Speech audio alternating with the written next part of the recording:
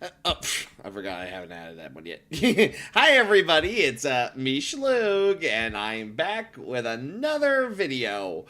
And actually, yeah, we're not streaming today. We're streaming, but we're not game streaming. We are actually watching a series of videos today that I have actually heard about through the grapevine. So everyone knows my old shtick of doing reactions and stuff like that. I thought I'd bring some of that here, but I think I'd start off with something different for once. We're actually reacting to a horror series, an actual analog horror series, which should be quite interesting. Because I've actually heard a lot about it from the grapevine. This is Muldoon's log. It's a Jurassic Park found footage, apparently following Muldoon, the game warden, who is the famous, clever gal guy that was in the first movie. I have heard things about this. I've heard it is quite scary and quite interesting, so I can't wait to watch it. This should be interesting. Plus, now you get a close-up look of me and my screen, so we're going to actually watch a few of these videos. We're going to watch the 1st to the 9th video, and then we'll stop there for the night, for the stream, and then we'll pick it up another time. But yeah, here we go for my first reaction series on this channel. So let's actually check this series out, shall we? Let's get this stuff started. Oh. Alright, and just let me know if you... And guys, just let me know if it's too quiet or something for you guys, so that way I can adjust the sound accordingly. But yeah, here we go. I heard this is all done in Blender, which is... Oh! Robert Muldoon, game warden. Okay. Nublar. Feeding procedure for Velociraptor and Pteropus. Oh, we're going right in with the raptors? September Okay. 1st, 91. I'm standing here at the raptor enclosure prior to the evening feeding cycle. I will now document the feeding process, which I think is not as efficient as I would like. There are still many things that need smoothing out, but I want to keep it professional and objective in this log. Here, at the entry gates, we have a staggered system whereby doors can only be opened once further doors have been locked, similar to the double doors of a walk-through aviary in any zoo, where visitors close one door before opening the other to prevent birds from escaping. So this isn't the birds in here, however, in the movie. Won't just escape, they'll gut you to death. Oh, what shell. But like I said, the system needs refining. I know I'm doing stupid, scary stuff, but let me do shit. People apparently like this, so and what the heck? myself are permitted to feed the raptors. Let me show you how that's done. All right. The authorized handler will use his swipe card to enter the buffer enclosure with a live animal, usually... Why does he have an SCP We've tried feeding the Foundation raptors beef, card? lamb, chicken, pig, you name it, but they won't touch the stuff. They need living prey because they want to hunt. They want to coordinate and take down a live animal. So we've resorted to bringing in a cow or a goat once every 3 days or so. The handler will lead the cow into this enclosure. This buffer enclosure is double fenced with a steel barricade internally and then a 10,000 volt electric fence externally, mounted on concrete slabs which extend 10 feet underground to prevent the raptors digging. I'm not seeing any issues with this so far. Actually, it seems The quite enclosure, safe. as you can see, is fortified on both sides and from above to prevent the raptors leaping, because they're astonishing jumpers, easily clearing 10 feet plus. Hello, GTA Now, player. this is the actual feeding enclosure. And again, the handler uses his swipe card at the scanner to open the gates like so. Again, what's with the SCP This Foundation pen card? opens up to the Velociraptor exhibit that visitors will see on the tour once the park is up and running. So that means where I am standing now is the rear of the raptor exhibit, out of sight from the Explorer Tour track. I personally don't think any child visiting this park should see a 6-foot reptile eviscerating a poor cow, and that's why we feed them away from public eyes. Smart. No one wants to see them things rip something Once the apart. cow is brought into this pen, the handlers exit, locking this gate, and then proceed out the buffer enclosure. It is only once both gates have been closed and the handler is safely behind 2 locked gates that the raptors are permitted to enter this enclosure and feed. This fence, as well as the electric fence beyond, slide open and the raptors enter where I am currently standing. Okay. For obvious reasons, I will not open this gate. Yeah, smart. But that is essentially the gist of how we currently feed the raptors here, while the construction of the raptor pen a little further away reaches completion, and we transport the pack there. Now, if we look out into the raptor enclosure, there are 5 female animals in here. We bred 8 originally, and then 2 more were cloned on Sauna, Hydrate, you but one bastard! did not Hydrate! survive Hi, Blue. transport to the Hydrating. park, leaving one big one to join the pack in here. When she came in, she took over the pride, killing half the original brood. Okay, Just so the big 4 one days is ago, in the big here. one killed a smaller raptor. So I'm always watching her. I don't believe we'll spot any of them right now, and that's probably because they are nocturnal animals, as are a lot of predators today. I've had many discussions that with the John rifle? about The feed timing and Dilophosaurus? whatnot, and possibly Yeah, I did, switching Floof. to nocturnal feeding, as daytime may cause stress and agitated behaviors. No, I'm not. I'm watching a video. Watching videos. The last thing we want is an agitated velociraptor, believe me. And on that note, that completes this log of the feeding procedures. What the? What the? Is that another? What the hell? Shit. Huh? So as I documented earlier this afternoon, another raptor was killed. Oh. She was removed from the enclosure by a chopper, which was a disaster. She sustained a massive laceration to her underside and bled out. Jesus. My guess is the big one took her out, but the enclosure cameras didn't catch it. There's only so many cameras you can place across an enclosure the size of several football fields covered in dense vegetation. Creepy. So yeah, the big one is still the aggressive one. Okay, at least some things haven't changed. The surveillance footage from last night, after the dead raptor was removed, only raised more questions. I noticed the remaining 3 females being very busy, but I couldn't spot the big one. Anyway, another one down. 4 remaining raptors. I'll document the raptor pack dynamics tonight. Those They're models bound are to change good. after another member dies. Damn, this guy did this all in Blender? Man! They go at the fence every night, never attacking the same place twice. They test the fences for weaknesses systematically. They learn, and they remember.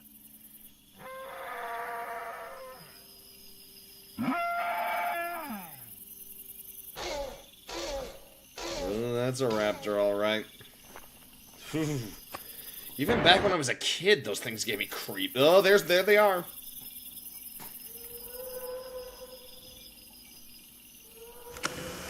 That big one is a real problem. She's costing Hammond Jeez. hundreds of thousands. When she was introduced, the dynamics of the pack changed significantly. Dominant from the start and absolutely lethal to any raptor that did not fall in line. She shows extreme intelligence, even problem-solving intelligence. Shit, I don't like That how she's one- looking at us. When she looks at you, you can see she's working things out. She doesn't test the fences anymore. She watches the others do it for her. They obey her completely. She directs them.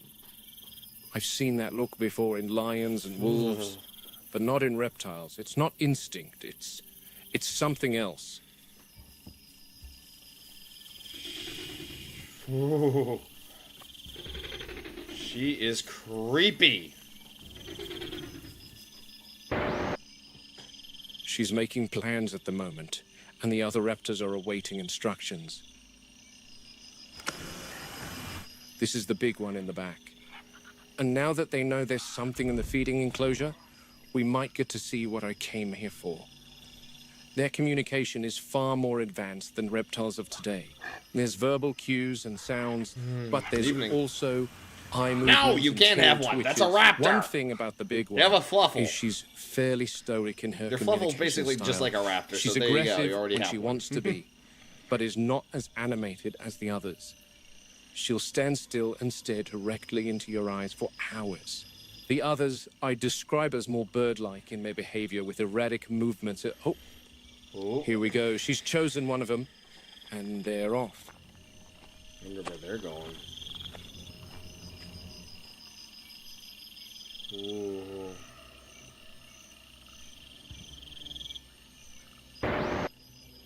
Ooh!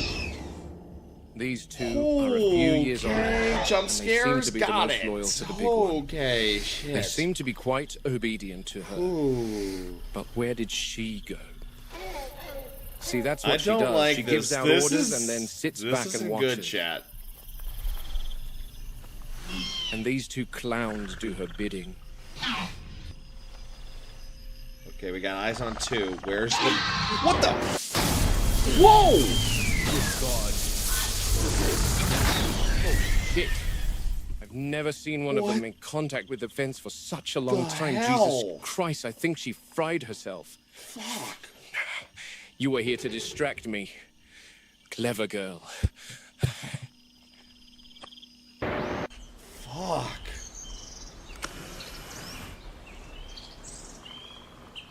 These aren't raptors you want to mess with.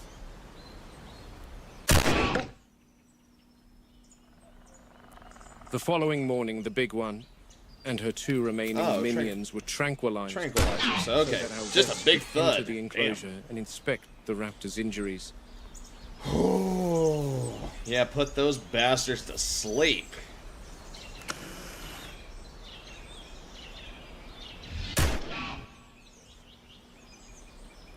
Ooh. Neither am I, Codex. These She sustained these are the third-degree fucking burns Jurassic Park to raptors. all We all four remember how limbs and smart these lacerations to fuckers her are. mouth before being hurled some 40 feet away from the electric fence. Damn. She smelled of charred meat. Consequently, she died. This raptor in particular was far younger than the others. My guess is the big one picked on her specifically to test another region of the electric fence. This one mustn't have had the experience that the other raptors had, and couldn't manage to execute the task without frying herself in the process. I would almost feel sympathy for her if I didn't have an obsessive need to have them all destroyed before one of them eventually figures out how to escape their enclosure. The sedated raptors were moved from this enclosure to a far more reinforced pen. Unfortunately, that wasn't without another casualty.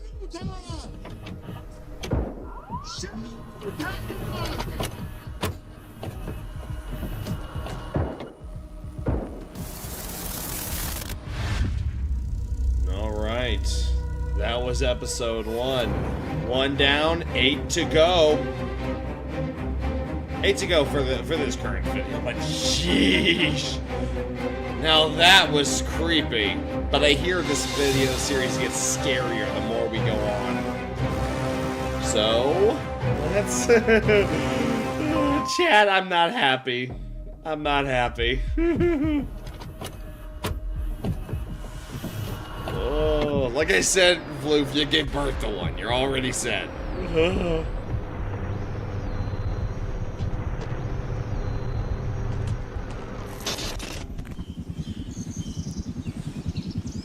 And there she goes. That's our bone raptor. Adios. To hell with a lot of you. Tell us how you really feel, Muldoon.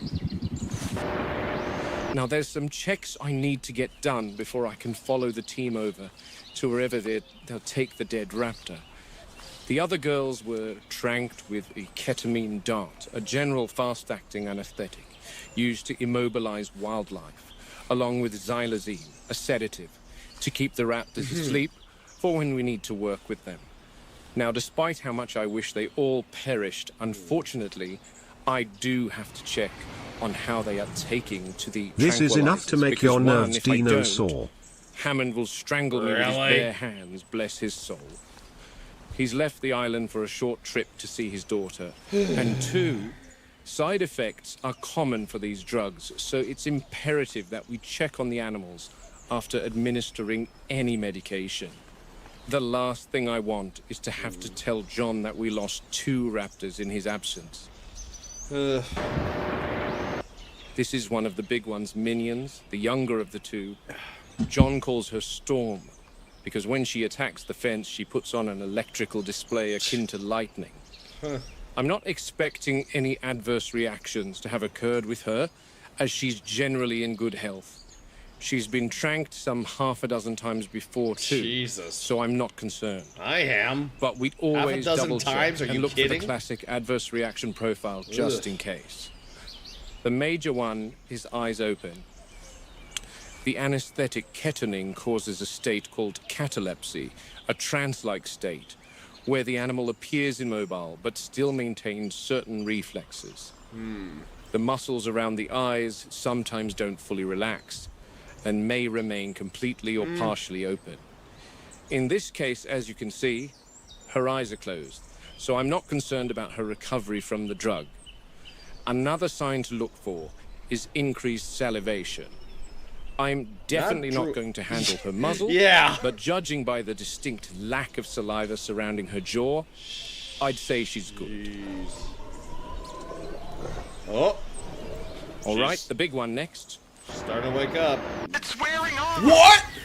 Robbie, get out Oh of shit. there. Oh. Break out the good old Spaz 12. She's still drowsy. Robbie, are you Yikes. clear? Yeah, it's locked. The trank and the sedative are wearing off. Is everyone out? Where's Tony? Yeah, he's safe. Okay, good. Keep that door Get open. into the buffer Get enclosure and wait for me. Yeah, get over there quick. I've never seen an animal recover so quickly from a dart. She's still probably got another hour or so of disorientation and drowsiness. But Well, I'm then going get to to back away stepping, and exit Muldoon. right Get the now. fuck out of that Christ, I've enclosure. shot Seriously, male move it. African elephants in Kenya who took much longer to recover from that sedative. Well, Might have this ain't something an to a- do this with ain't an the elephant. osteoderms on the skin, similar to those seen on crocs and alligators. A very tough hide to penetrate. The dart must have found some entry point, but the complete dose mustn't have been administered. I don't know what Wu's cooking up in that lab, but I'd imagine Mongoliensis did not possess osteoderms. But then again, this is no velociraptor. This is John and Henry's theme park Frankenstein mishmash monster. Oof. Pacing behaviors are often observed in Now animals we're in behind the captivity. safety of a computer screen. Thank The God. repetition of this behavior usually correlates to when an animal's instinctive needs, such as space, stimulation, or the thrill of pursuit, are constrained or not met entirely. What may appear to visitors as restless movement is in fact a complex behavioral signal, a blend of frustration, heightened intelligence, and an unfulfilled drive to hunt. Among the raptors of Jurassic Park, this manifests in a particularly calculated form. The dinosaurs stalk the boundaries of their enclosure, almost on a timed loop. What's interesting is, at certain points during the night, the big one will stand in one dedicated spot. What she does next shocked me the first time I saw it. She appears to be calling to something outside the enclosure. What? Yeah, it looks like she's talking to. Is there one? Could there? Whoa. Ooh. Fuck, she And gives me here the she chills. is in all her glory. The Velociraptor pen. Not complete, of course. The guys are due to come in a little later and do some horticulture inside. John has them brought over from mainland Costa Rica, spared no expense, of course. I wanted to document some gripes I have with this place. The pen is 70 feet long by 40 feet wide and is buried in the ground 12 feet. The girls are being transported into this enclosure a few days from now. The guys coming tonight are supposed to be planting this pen up with foliage to give the raptors privacy to mitigate stress and provide some shade from the sun. It is essentially a concrete pit in the ground with an electrified fence ceiling. Unhappy with fortified concrete, as it's almost impossible for the raptors to escape. All right. Almost. Let's head inside so I can reveal my issues. And boy, are there issues. Okay, what are the issues? We come around here. This is the transport door. It allows the transportation container to attach to the pen and a smooth transition to take place, which I love. Inside, here is our new raptor enclosure. Not huge. And that's one of my concerns. We're talking about ambush pack hunters, 3 of them. Constrained to living quarters not much larger than your average apartment in Leeds in the UK. Yeah, These are wild animals that have needs, too and small. furthermore, That's too are small for a highly pack. intelligent animals. And what happens to highly intelligent animals kept in cramped conditions? They think. They display disordered behaviors. They need space to run. After all, they're not called velociraptors for no reason. These things can match cheetah speeds, 50, 60 miles an hour if they get out in the open. My other concern is why the bloody hell has John approved this containment pen to them anyway? Are raptors not on the tour anymore? Why are they being cloned if their temperament is counterproductive to the park's turnover? It doesn't make sense to me. Anyway, my last concern is this. This is the remote-controlled door that is supposed to let the feeders drop a live cow into the pen using a crane. That scene always creeped me out. big That one gaping scene where they hole drop the in the cow into enclosure the fucking that pen opens here. several Ugh, times that a creeped week. me out. That still creeps me out. Just marvelous. Ugh. She's on her side. Oh, What are her symptoms? Stegosaur! I'm not in close proximity to examine her, Jerry, and I can't get in there at the moment. I'm heading over to the raptors to help Robbie. Okay, I'll head over soon. Thanks, Jerry. No problem. Good luck at dinner. Yeah, thanks. Bye. Poor thing. Maybe just napping. I hope it is. I like stegosaurs. They're cute. Ay, ay, ay. Meanwhile, Muldoon, back at the Muldoon, raptor pen. Velociraptor Containment, Isla Nublar. Velociraptor containment. Ugh. It's the evening of September 9th. I'm documenting the raptor feeding protocol. It started raining, but after a long conversation Let's with see. John, I have finally been granted permission to perform the All right, so we procedure get to see what the three tonight. raptors Took a bit of back left and there forth, doing. and some nasties were exchanged. He called me an alarmist. I called him a mad scientist. But at the end of the day, no hard feelings either way. I think this will help with raptor aggression. One can hope.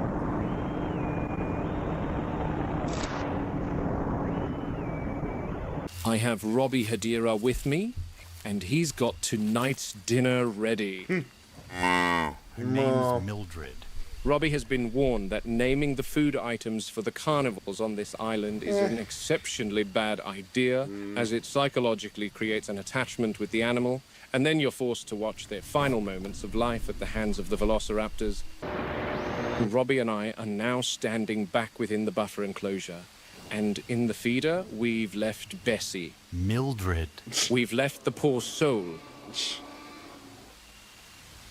Once the prey is in the feeder, the handler will exit the buffer. Bye, Mildred. So sad. Oh, it'll definitely be a sad farewell soon, Robbie. Now, I want to make note here in particular. Yeah, where are the It three? is definitely unusual that the raptor pack has not approached the feeder yet. They are only pacing about, studying their new prey item eagerly. But then again, this is the very first time we're doing this at night, so they may not be aware of what's happening entirely. Kill the lights so that way. I'm going to turn this off and watch for the raptors before proceeding out the buffer and locking both gates. Like I said, they are normally quite excited at this point, attacking the fences. So this is a little odd, I must say. The feeder doors have been opened, yet still no sign of the raptor pack. Bessie's unknownly wandered out. In the enclosure, Poor Mildred. we might as well call her dead meat at this point. Where are they? Robbie and I are watching the hunt from the perimeter. I have to add this is the longest the raptors have taken to respond to prey in their enclosure. Where are they? Where are they? Let's see. There's the cow. There they are. I see Storm and her sister. Oh, yep. All three are here. There's the big one. But She's going to wait, make the first what the? strike. What the? Wait, whoa, whoa, whoa, whoa, whoa, whoa, What the? whoa. There's a fourth? No, no, no, no, no, no, no. What? There's a fourth? I thought there was only three. What? Huh? Chat? You also... Four. What the fuck? Okay, so there are 4 raptors and no one told Muldoon? The fuck? Huh? Shit. Oh, this... Bro, I'm not gonna need a Spaz 12 for this. I'm gonna need a double A12. I'm gonna need a double A12 loaded with fucking buckshot or slugs or dragon's breath or something. Maybe a combination of all three.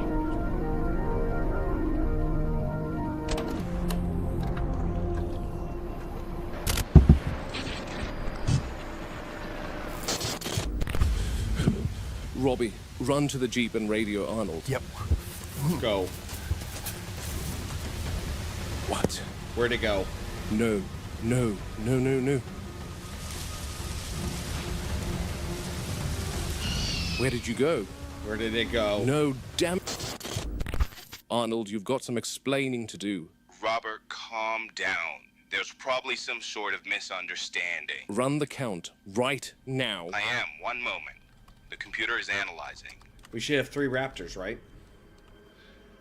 Okay, done. Total animals expected, 238. Total animals found, 238. Everything's accounted for. Give me the raptor numbers, Ray. Yes, please. Velociraptor, total number expected, 4. What? Total number found, 4. What? How can that be, Ray? We have 3 Yeah, velociraptors. what? Well, Wu did approve the transfer of 1 juvenile from the nursery to the enclosure recently, so that makes 4, Muldoon. He what? What? 1, why the hell would he not inform me about that approval? Muldoon. And 2, does he even realize that we tranked 3 raptors before entering the enclosure? I had Robbie and Tony in there. And you're telling me there was a 4th animal in there with us? Damn it, Woo. Muldoon, calm down. Don't tell me to calm down. Do you understand that this could have gone Yeah, incredibly bad? The new addition was... That is stupid. Like, Wu should have informed them about a 4th raptor. These things are fucking deadly. It's like walking into a tiger enclosure with 4 tigers and not telling them, telling the crowd, oh, there's only 3, and only tranking 3. There was a predator in there watching them. Fuck. The hell? If John Hammond made any major mistakes, it's that he trusted the wrong damn people. What the flying fuck? young, only 8 months old. 8 We months? wanted her to begin to... Whoa. 8 months? I know that they're lethal, that Muldoon probably said in the first movie that they're lethal at 8 months or something like that. Was it 8 or 6? I don't know. But either way, fucking A. And that thing didn't look 8 months. That thing was huge. Integrate into the pack. They're lethal at 8 months, Ray, and I do mean lethal. 8 months. And secondly, that was no juvenile. Yeah, look at the size of that thing. Fucking hell, chat.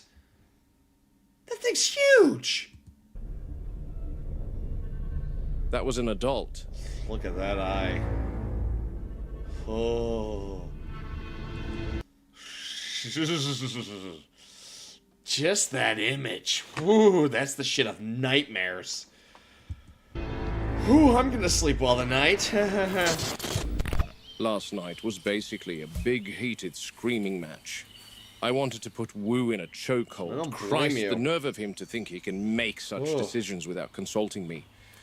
I've told Hammond multiple times that the ones that hide indoors behind their computer screens need to keep the people who actually venture out into the park in the loop. Especially with something so non-brainer like introducing a new animal into an enclosure. Yeah, you gotta tell your people about Double that. especially if we need to enter said enclosure. Christ, power has gotten to his head, that Wu. Such a brazen lack of accountability. Anyway, I don't want to make these logs about my rants. So I'm out here at the raptor enclosure this morning. I wanted to capture this new juvenile with the others. I don't care what Ray Arnold and Henry Wu said. I know what I saw. Yeah, that was Robbie saw it too. Good thing I caught it on camera, albeit for a few seconds. That thing was an adult, and I'll die on that hill. Yeah, that thing was too An big to be a juvenile. 8-month-old wouldn't be more than 2 feet tall. Meanwhile, I wanted to showcase this particular behavior. Here's our 3 girls. I expected them to be sleeping. I'm very interested to see this. Notice how they are resting. I've seen a similar thing in chimpanzees in Nairobi, where a family group will rest in a somewhat flexibly organized formation. The raptors here always settle into a rigid arrangement. It's always like this, with the big one in the center and the others by her sides, There's the new adopting a one. more defensive stance at the perimeter. Almost a military formation. Granted, I should have documented this when there were more than 3 raptors present. That would have illustrated my point more definitively. Yeah, where's the 4th? One other thing to note is they always face the same direction when in this formation. It still puzzles me why. No. They roughly face northeast, always like that. What's that way? Anything in particular that way? One last observation. I don't see this so-called new juvenile from last night. I've been here since sunrise and nothing.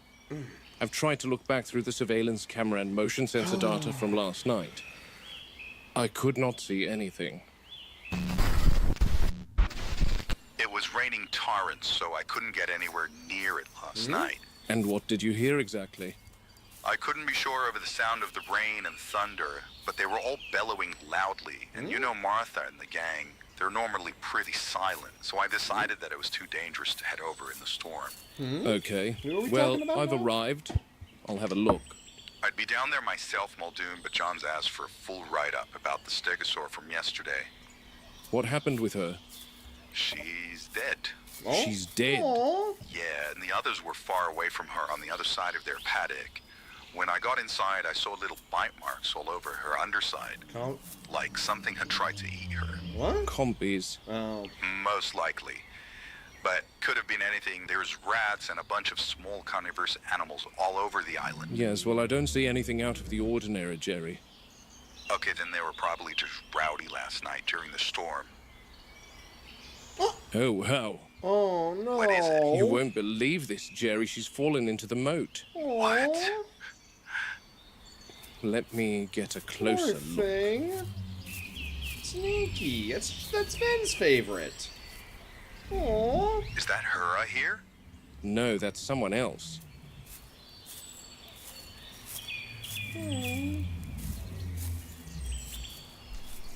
It's Martha. She must be upset. Aw, poor thing.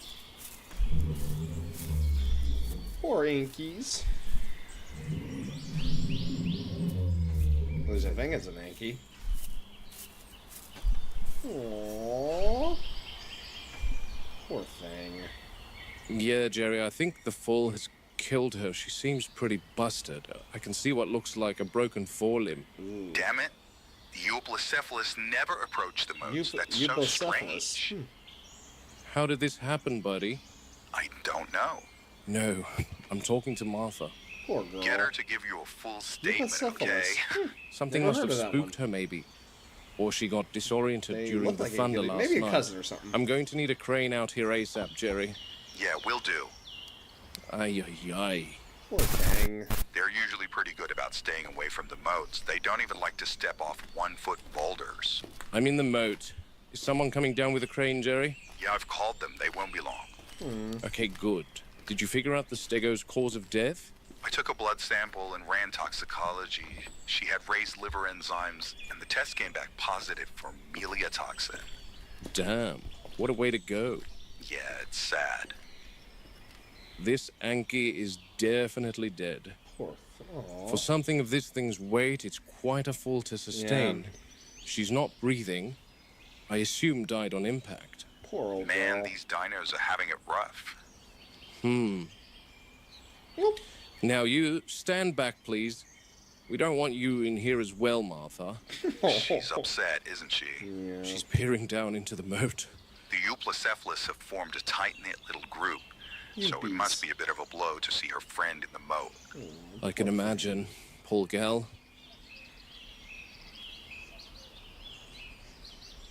Jeez, but why did she fall? We're down to 15 Ankies. Quiet, Jerry. Oh, they are Yankees. Oh, No, I mean, I hear something. what do you hear? I think I hear something in... No. It's coming from here. What? What is it? I don't One hear moment, anything. Jerry, something's down here. Huh? God, don't tell me a second Anki's fallen into the moat. One moment. I don't hear anything.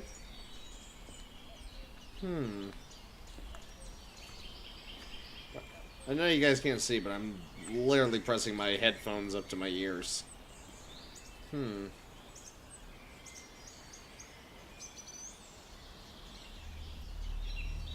Ooh. Storm drain. Storm Jerry, are drain. any of the Yankees small enough to fit in the drainage pipe? They're all about the same size, Muldoon. Why? I think there's something in there. Could be anything. A rat, possum, a snake, anything. Got a flashlight on you? Sounds bigger. Muldoon, don't you have a flashlight? Yeah, it's past 12, that works, but a flashlight would be nice. That works.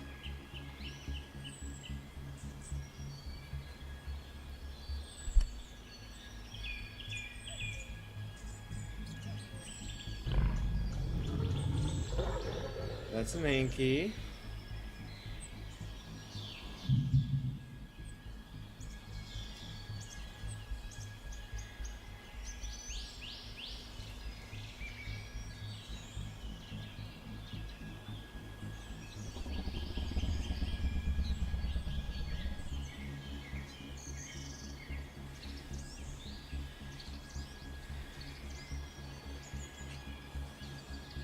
Bro, the suspense is killing me.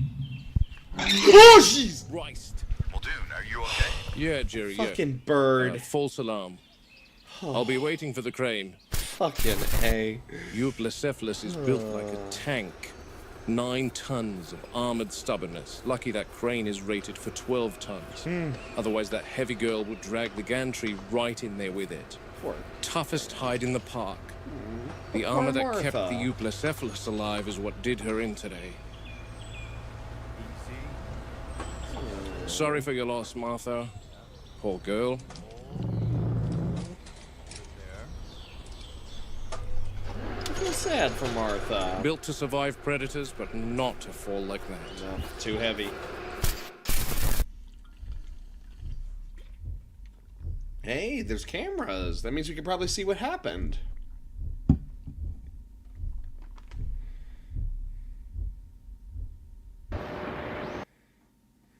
I found the footage from last night to show very uncharacteristic behavior from the Ankylosaur from the moat incident. She seemed agitated or spooked. And then I saw her approach the moat. Highly defensive, she swings her Whoa. club at what I assume was an attacker. I scrubbed through all the surveillance footage of the Euplacephalus enclosure, but I couldn't find what she was reacting to. One wrong Whoa. step later and she slips into the moat, her own weight crushing her on impact. What happened? What were they seeing? That was an arduous ordeal down at the moat. Strange, chat. I'm Very, out very here strange. in Carnivore Country for an evening perimeter check Oh, T-Rex time. on the Oh. Rex paddock. Hammond insisted these recordings, quote, boost visitor confidence. Personally, I'd settle for proper staffing, but here we are. There's some light rain coming down, so I'm always a little hesitant about mixing electronics with water. Smart. I'm down at the main road. They've been digging for the past few days. They want to expand this whole section. And then the crew will bury tracks in the ground for electric tour vehicles to run on. This is where eventually... Oh, Now, welcome, Nat. all zoos and wildlife preserves know that electrical fences are prone to sagging, especially along the upper grid. That topmost wire's flickering from the rain. Not failure yet, but enough to make me uneasy. And with an animal this size, uneasy is one step from dead. Yeah. I think she's here. Oh, T-Rex Let me try and explain to you what it feels like to be close to a tyrannosaur. She sounds like weight, not wind. When a Rex moves, you don't hear quick steps. You hear mass settling, soil adjusting. The air is shifting, electric and exhilarating. It's a different sort of presence, harder to explain. You need to be here in the moment. She's keeping close to the perimeter and moving very slowly. That's normal this time of night. She prefers stillness at dusk, but she seems a little restless tonight. Her hunting patterns have shifted since the last storm, I think.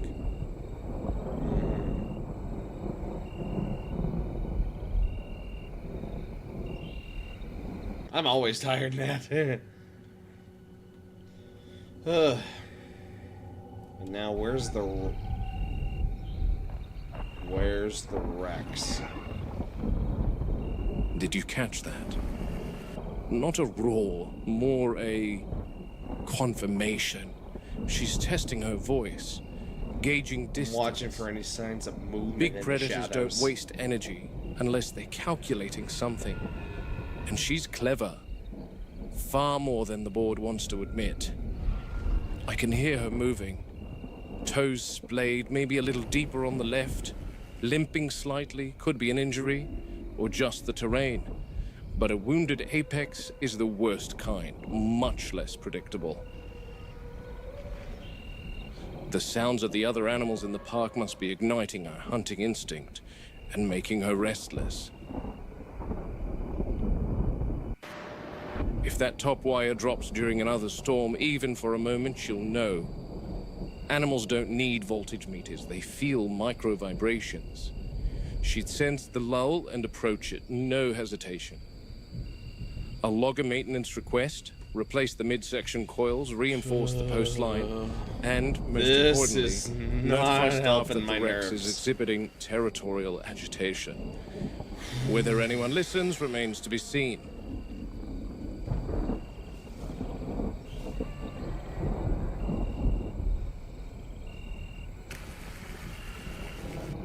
She's pacing me along the fence, staying parallel with me.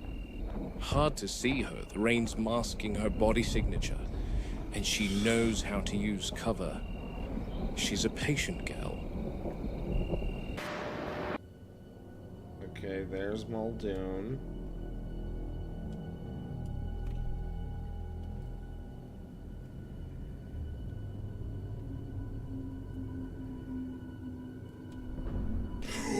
Oh, there she is. Oh, yeah, she's hunting him. The feed's been in here since early Oh, another afternoon. poor cow. And there's the big girl. Oh. Now notice, she's definitely queen of the island, but an apex will look at never her risk engaging size. with any prey unless they are comfortable in the knowledge that they will attain said prey without being injured. An injury for an apex predator means possible starvation, depending on the extent of the injury, of course. That's why African lions will pursue a young wildebeest or an injured impala, instead of risking a healthy adult gouging them to death. There's a lot of calculation that goes into deciding prey items. and the Rex won't approach the Fucking cow massive. until she's decided that it's safe to do so. Oh, What the? There's. well, Whoa, look who it is. Two? Two T-Rex? One! He's closer. Two T-Rex? What? I remember there was only one. What? Two? Oh no, that's not good. That is very much not good.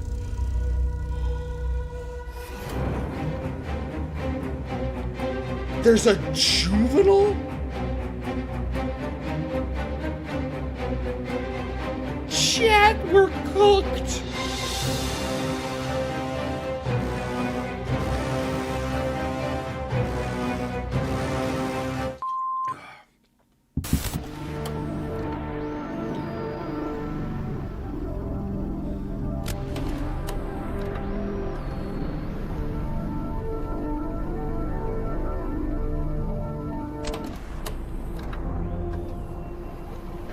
This is number 4. 5 more down. 4 down, 5 to go. This is the juvenile Tyrannosaur, almost 2 years of age. She That's was brought 2 in years? Several months ago. Understood. The lab wanted. Whoa!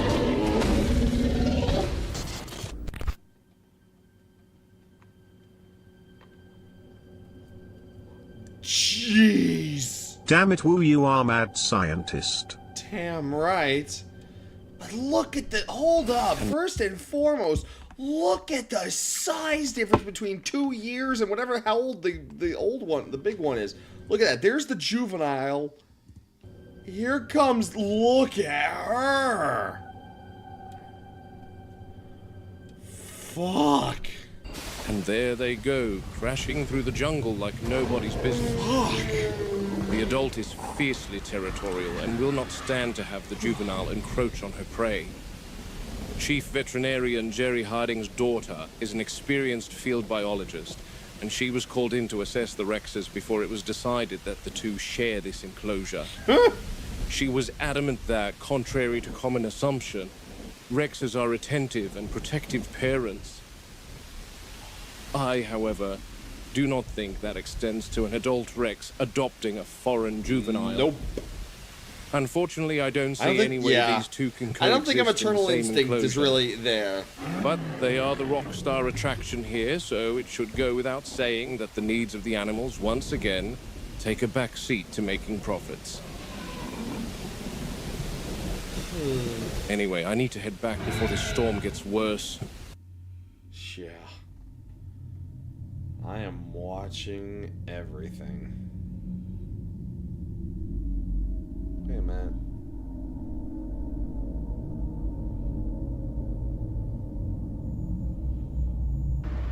Hold up, run that back.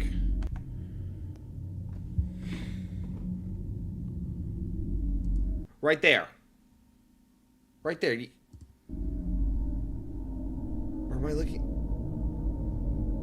I think I see something right there. Tell me the exact number. It's S/E/08.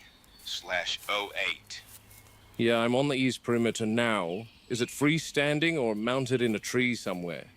I'm not sure, Muldoon. I Hey think there, GTA. it's Welcome. in a tree. Oh, What the? no, it's freestanding. Well, it was. Your motion sensor is now being flattened by a 20-ton sauropod. Goddamn. Oh man. Let's hope All not right. another one Let me got, check this out. I'll got, call you got back. dead. Thanks, Muldoon. Jurassic Park has quite a sophisticated surveillance system, incorporating image recognition and motion sensors. That's how the total animal tallies are calculated. This is one of the motion sensors. Arnold immediately received an alert in the control room that one had gone offline. He radioed the maintenance crew, but they seemed to be held up at the main road. So I've come here to see what happened to the sensor.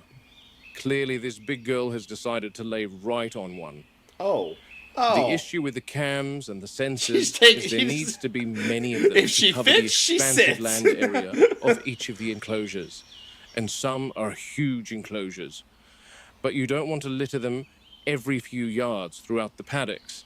That will cause them to be damaged by the animals' movements, and also take away from the intended natural aesthetic of the paddocks.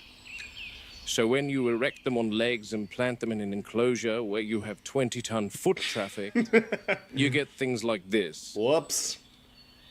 Normally I'd have Harding come see her, but my role here is to triage the concern.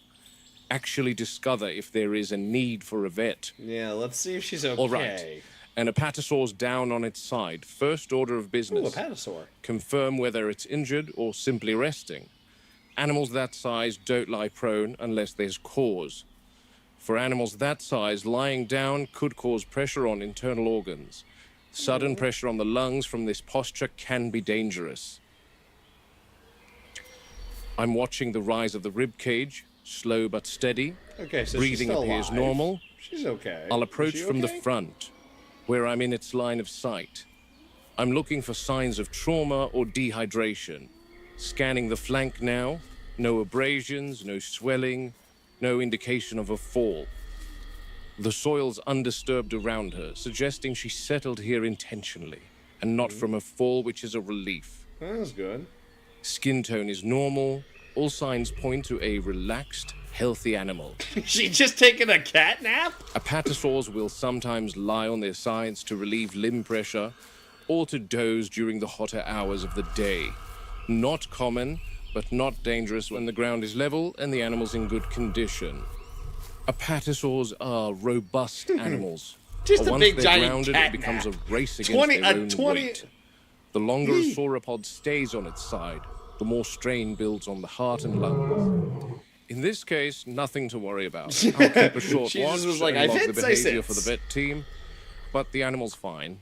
Just taking advantage of a quiet moment in the enclosure. And I'll check on them tomorrow, Robbie. Oh, Yep. she's up. Hey, your girl's awake. Oh, no, there she is. And here we go. Good Oh, morning, madam. Big stretch. Slept in, have you? She's freed the motion sensor, Arnold. Okay, perfect. I'm going to reboot that one. Hold on to your butts. Man, they're so majestic. Imagine what our I love world was long like necks. 100 million years ago. Oh. Muldoon, it worked. Just plant it back into the soil and we're good. Okay, Robbie, get it done. And now we're back at the T-Rex paddock, and it looks like a couple guys doing some work or taking a break, and there's the big girl.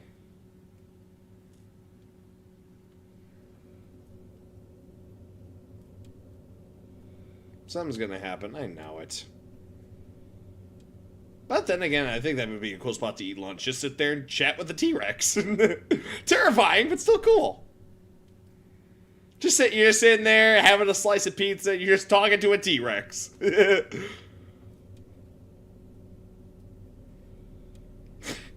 Looks like she's talking back.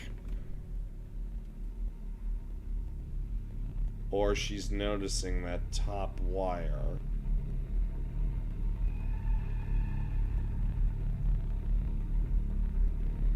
Wait, what the hell are those two doing?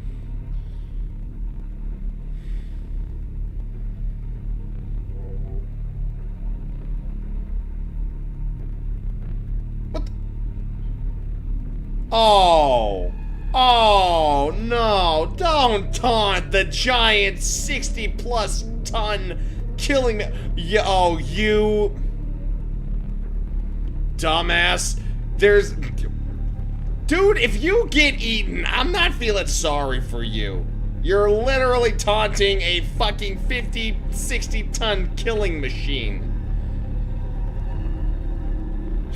Oh, she ain't having none of this. She's out of here. Smart girl. Leave the Neanderthals. Brother. Don't taunt the giant 60-plus ton. It's gonna come back to bite you. No pun intended. But let's hope the wires are still working, at least.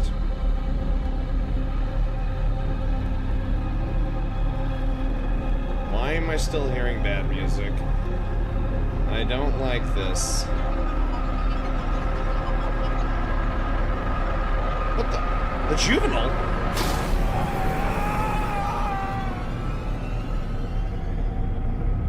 Did he just... What?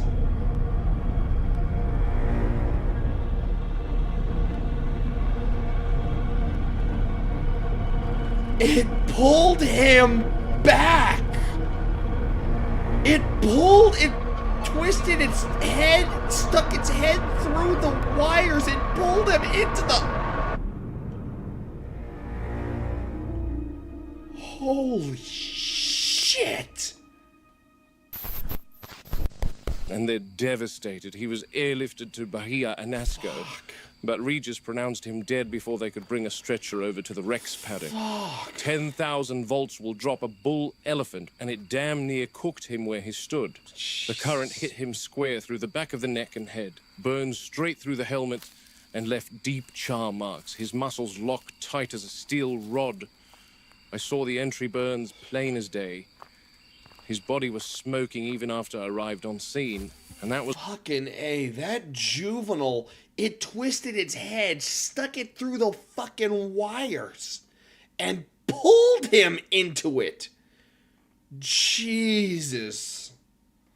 Oh my God. But yeah, that guy, I'm sorry, he was acting the fool, and he wasn't being safe. He got too close to those fucking wires. Even behind wires, yeah, he fucking stuck, like, so the juvenile, like, oh my God, yeah, I gotta go back. Hang on, like, so when the juvenile came up, its head was small enough that it twisted it, it turned its head sideways, stuck it through between the two wires, grabbed him by, like, the shirt or the back, and pulled him into the fucking wires.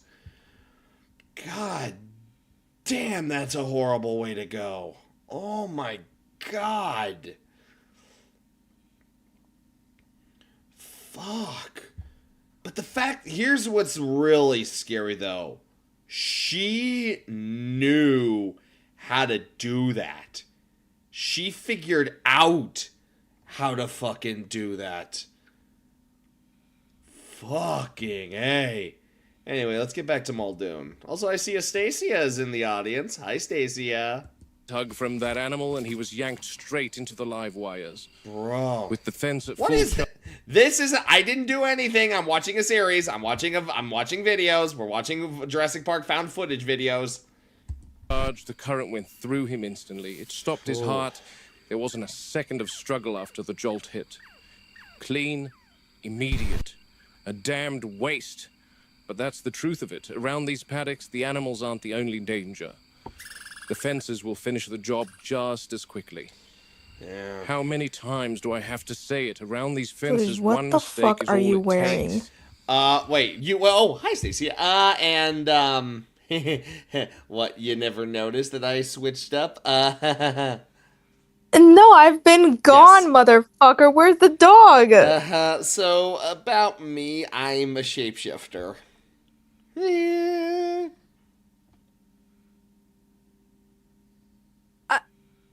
Surprise!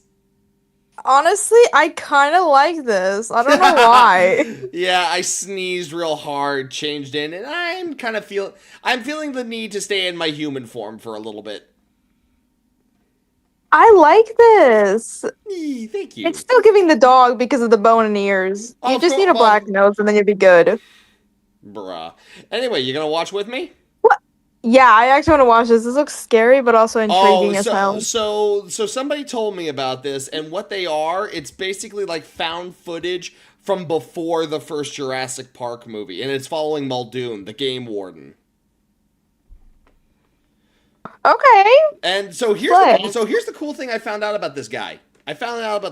So this guy started out making AI slop, and everybody shit on him for it. Yeah, here's the crazy thing. This is what actually impressed me. They completely booed him, which was absolutely justifiable. Fuck AI slop. And he had three options. He could either A, double down and try to defend AI, B, completely give up and run away, or C, say, okay, you guys don't like AI slop? I won't do AI slop anymore. I will learn Blender. And he fucking Ooh. learned Blender. Nice. So yeah, good on him. Anyway. But yeah, so we're following Muldoon. We're following him. Basically, it's his perspective. And we're doing up to the 9th video. So we got 5 more to go. Alrighty. I mean, we'll watch for a little bit before I go to bed. Yep. Okay. Of course, that was a fellow human being with thoughts and aspirations, and I send my Currently, we deepest just watched an idiot who was taunting the T-Rexes get electrocuted by a very smart juvenile. Oh my god. Yeah, dude was literally taunting the T-Rex, and then everyone's shocked. He got shocked to death. No. I am shocked that the T-Rex managed to figure out how to squeeze its head between the electrified fence to grab his ass. condolences to his family. Yet clearly Gonzalez was GT. lost in conversation with his friend. He's back to the paddock. He didn't even see his attacker. You can't turn your back on a predator ever. They Is that a sense radio? it as a weakness, as an opportunity to strike. But that juvenile Rex is something else. She must be learning a thing or two about the fences from the raptors. Sure.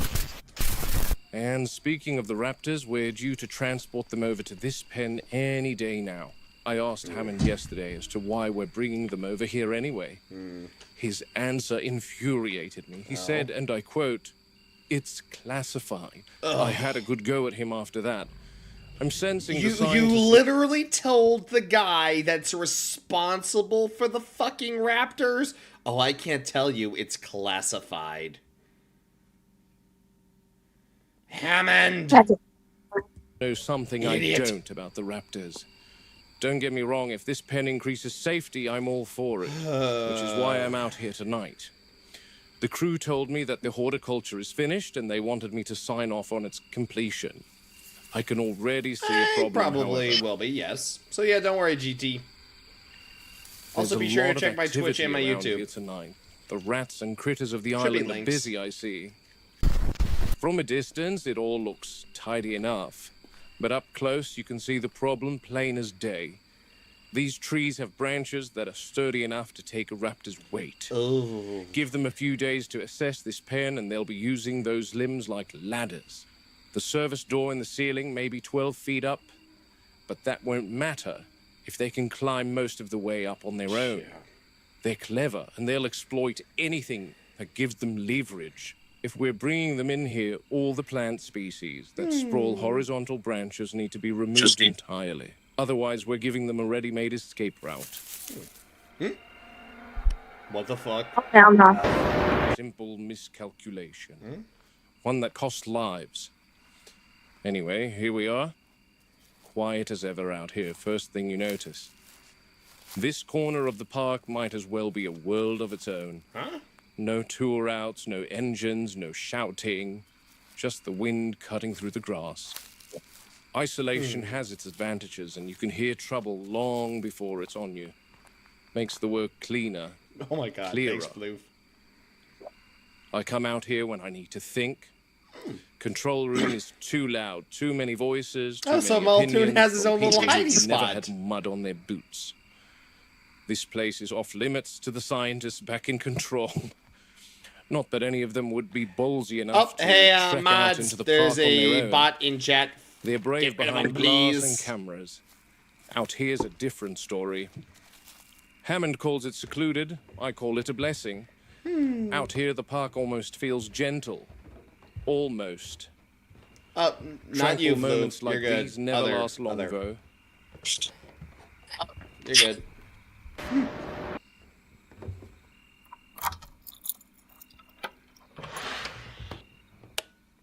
Okay, Right then. that's Home nice. away from home. Modest little place, but it does the job. This outpost is my personal office. I share this space with Tony, our behavioral paleontologist. Sharp as they come, though he's got a knack for spreading papers everywhere. Oh, His time is spent between here man, and look Site at that B. old PC. That's Tony's desk. Ew. Man's a genius, but he types like a woodpecker on caffeine. My cubicle's over here, nothing fancy. Field logs, radio, maps of the island, everything I need. That cabinet, tranks, flares, shotguns, Tools you pray you won't need, but out here you're a fool if you don't keep them within arm's reach. Yeah. There's the main stash in the garage, but I've also got supplies here. Place may be small, purpose-built, and it keeps the park at arm's length long enough for us to think. Not a bad perch for the start of the day. There's animals Good out place there. For a proper They drink, always rough. too. Besides Away the from the dinosaurs. shenanigans or the computer scientists up at control. I enjoy the tropical nature of this island. Vastly different from the drier climate of Kenya, that's for sure. From here you can see half the bloody island. That actually would be a nice view. You have to admit, though, Stacia. Like, yeah. Jurassic Park, truly terrifying, Dinosaurs are but up. you get to listen to cool Moving like the dinosaurs whole world's on in the their background. schedule. That would be nice. And that was Honestly, proven yeah. yesterday. Especially, Like, and plus, don't get me The wrong. size of that. and plus, like, seriously, look at that shit. Yeah. Like, like, I love dinosaurs. Don't get me wrong. But if I ever see one in person charging at me, oh, I'm Oh, yeah, you're I'm running- on Mars. Yep, exactly. Yep. But yeah. And waking up and seeing those things every morning, that would be so fucking nice. Magnificent creatures. As long as they're herbivores. I don't mind herbivores. They'd be good, like little elephants to ride on, like. I can even peer into the T-Rex paddock from here. Oh. Let's see. Oh, who joined? Hey, Gothic! Not the fucking T-Rex. Hello! Expect you to Hell be nah. so close. Jeez, The she's a big adults girl. are Hello. bathing in the Hi, lagoon. Gothic. We're watching Jurassic Park horror. Oh? Yeah, we're watching some found footage videos of basically a prelude to Jurassic Park the movie. Oh. Yes. Currently, we just Okay. spotted one of the giant T-Rexes. There's actually two here, Stacia. Oh hell nah. I'm Yeah. on Mars. Bye. Lagoon. She sometimes gets So there's sick the if she adult, drinks and from that's that the lagoon. adult. There's also a Not juvenile. sure why exactly. Wonder if she ever got to that cow. Yeah, I just Sometimes we'll wanted put to a jump prey item to in just to here say and they goodnight because I'm survive going for a to few sleep. days, especially the goats. Because they're smaller, they can hide in all sorts of places the adult Sleep rex night, you can't get two. to. Which is why we're testing using boy. cows to feed the rexes. But perhaps whatever animal is dropped into there should be tied or something, so that we can monitor the feeding patterns more closely. And here's yesterday's villain, the juvenile. Thought she'd be keeping to the back after what happened. That business with the workmen. Ugly bit of misjudgment on everyone's part. She was, however, only being an animal, a predator. Didn't understand the fence would finish the job. Best not dwell on it. She gets the short end of things in there.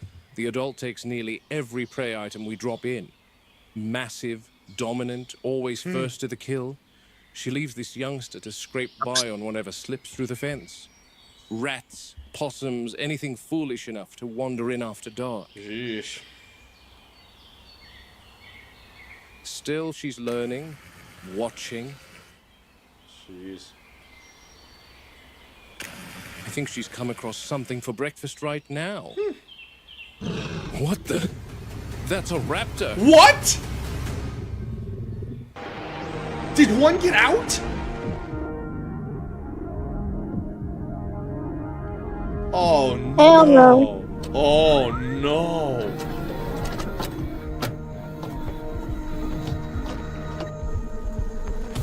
Next video, let's go. We still got more to go. Come on.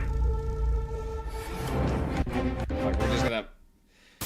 Okay, here we go. How did a raptor get in there? How did they get our hands on a raptor? Well, at least now we're back down to 3.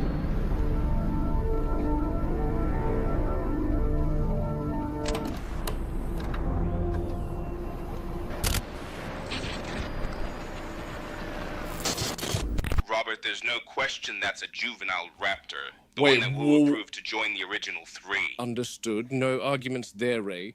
My question is how the bloody hell did it end up in the Yeah. mouth of a tyrannosaur? I'm not entirely sure, Muldoon. Can you give me Wait, a whoa, minute? whoa, I need- whoa, whoa, whoa, whoa, whoa. Hold up. I just picked this up. So, before you showed up here, they were really looking at the raptors. They said there were 3. Somehow a 4th one got in that Muldoon didn't know about, but we saw a 4th raptor, but it wasn't a juvenile. It looked bigger. What the fuck is going on? Need answers, Ray. I understand, Robert, and I'm going to give you those answers as soon my as God, I my search head's for what spinning. I need first. Can you do me a favor, Ray? Can you run a total animal count for me? What? Why? Just do it, please. One moment. Total animals expected and found are the same. And before you ask, Velociraptor number expected, 3. Okay. Number found, 3. The computer I'll be has back. adjusted and Alright. accounted for the young raptor in the Rex paddock. Marvelous. Jesus. The computer can track home ranges too, yes? The computer can What the give hell is visual going animal on? tracking data, yes. Great. Show me where this young raptor was 24 hours ago. Ooh, there's the Okay. big girl. Sorry, Muldoon, I'm getting some sort of error. It's What? saying no data available for the last 24 hours. What? Try the 24 hours before that. Yeah, that's odd. Same thing.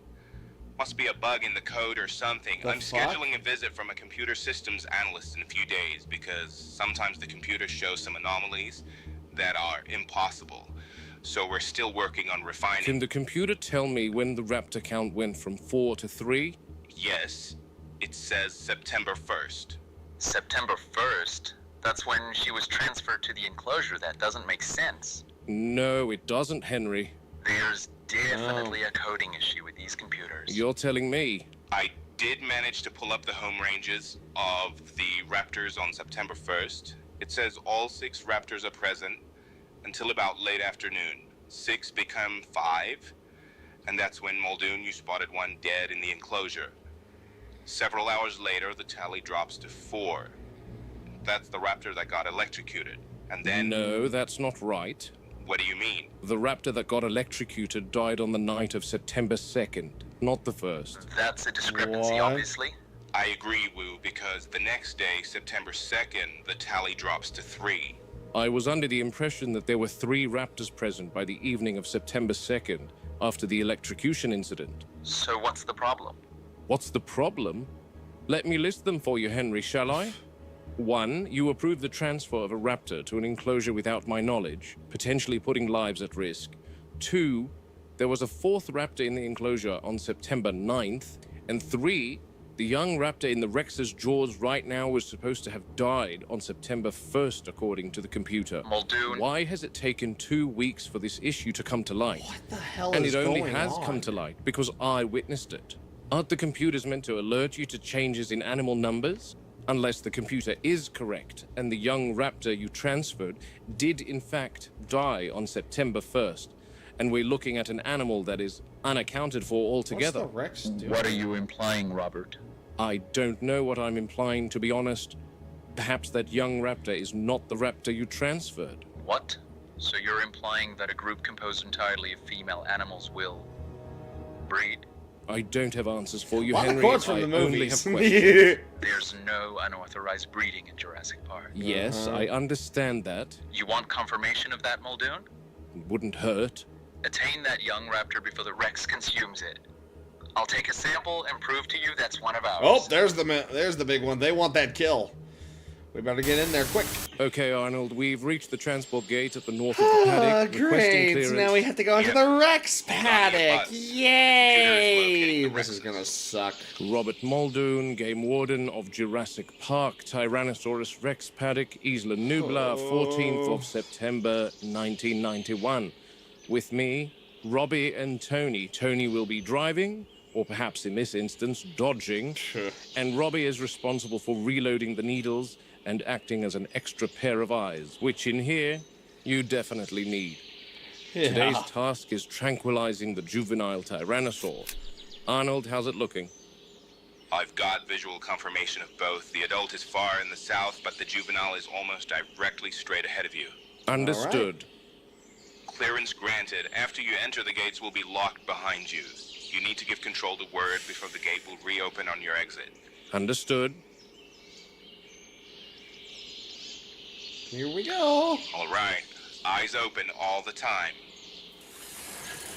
You're clear, Tony.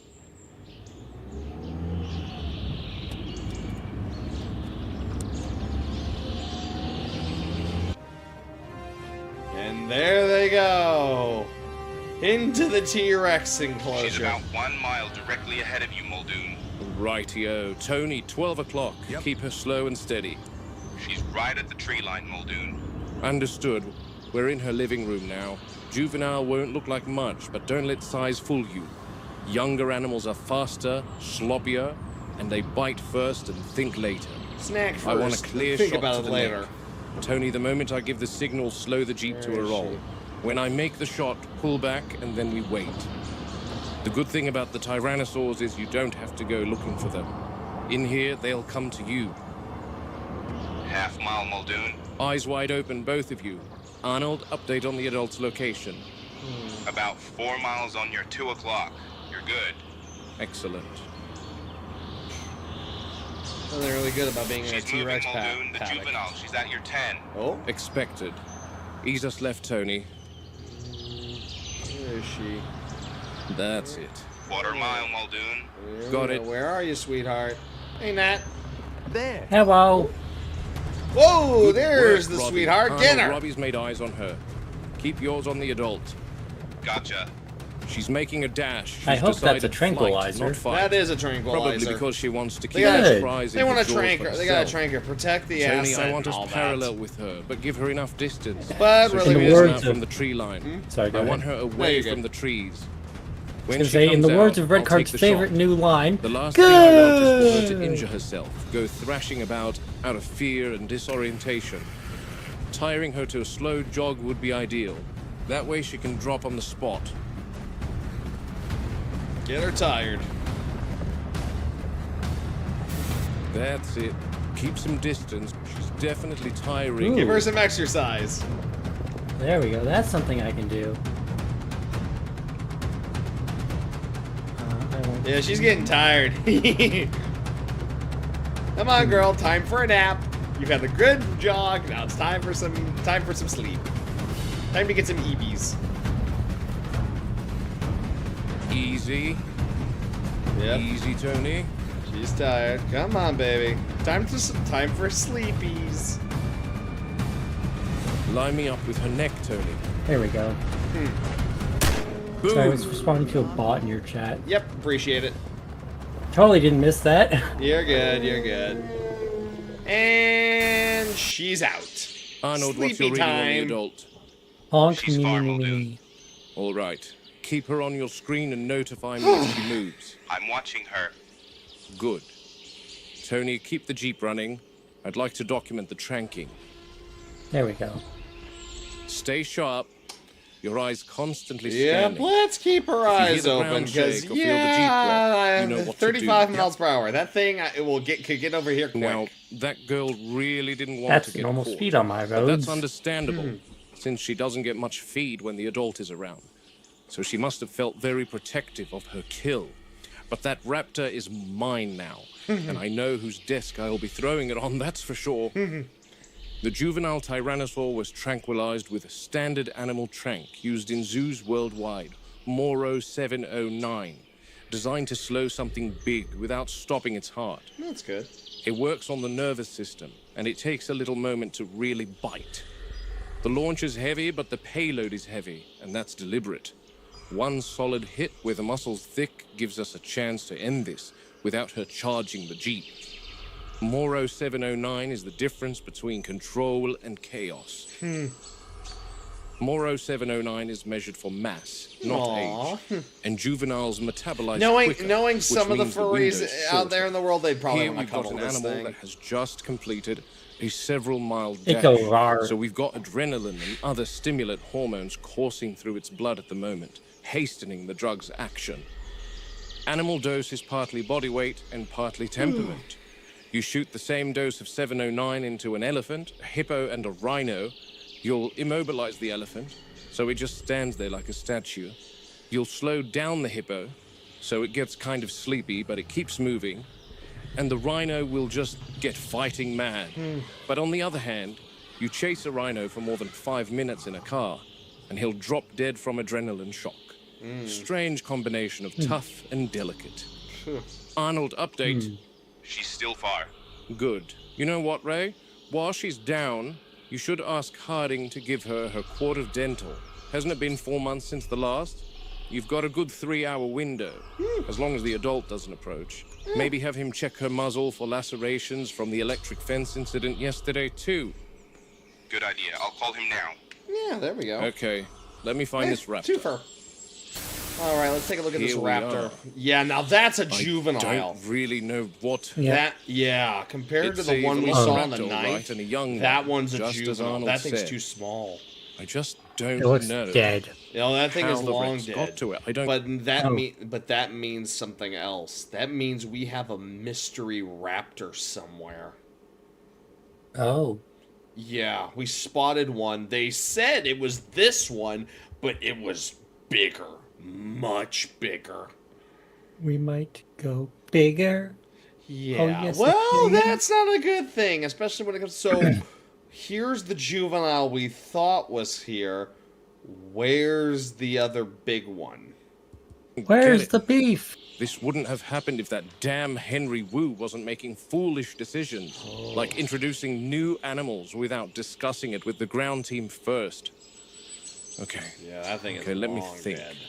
Wu said that young raptor was introduced into the enclosure on September 1st. It's the 14th today, and this doesn't look like the decay and decomposition of something 2 weeks dead. Yeah. In fact, it looks Hold fresh. Wounds look fresh. Yeah, I blood's don't want not to touch clotting. the thing, but I assume it's warm. Yeah, it was a- either that was the because rigor Patasaur, mortis or hasn't Brack. set in yet, Nah, or T-Rex. because it was in the mouth of a panting tyrannosaur running several miles. Either way, I'm not convinced this thing has been dead for much longer than a couple of hours. And on top of that, a Rex is not going to eat fortnight-old roadkill. Yet the juvenile Rex is living off scraps and perpetually hungry, so I wouldn't put it past her.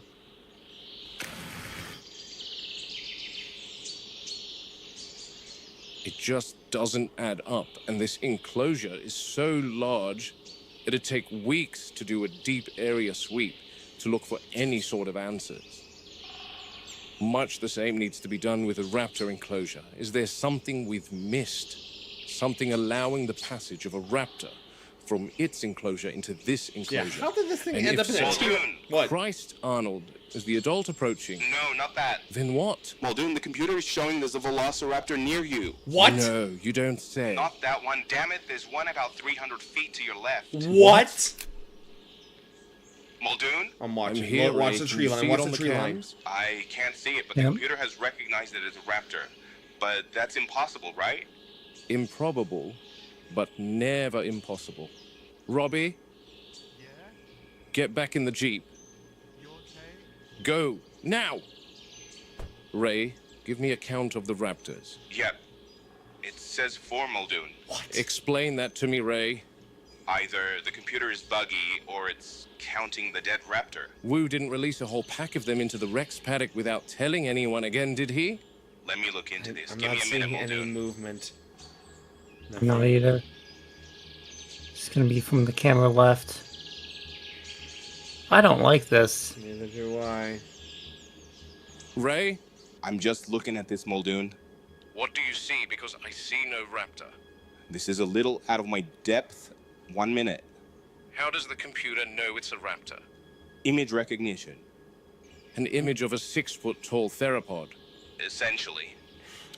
Tell me how the computer But isn't- distinguishes between Oh, the no, I- Hypsilophodons and the Othnielia. They're virtually identical from a physical standpoint. Like I said, Muldoon, a little out of my depth. As chief engineer and computer systems manager, Whoa. Muldoon, a little out of my depth. As Branch. Okay, that's a branch. chief engineer and computer systems And manager, I'm as a overseeing power contractor, right? distribution, security systems, and automated controls. I'm not a programmer and systems architect. I don't create the software. Oh, wow. I'm waiting for What? any sort of The sound. raptor count is back to 3. What? What the bloody hell is going on with your damn computers? I'm just reporting to you what I see, Muldoon. Something's up. Don't like this. I don't either. I'm waiting for any sort of sound.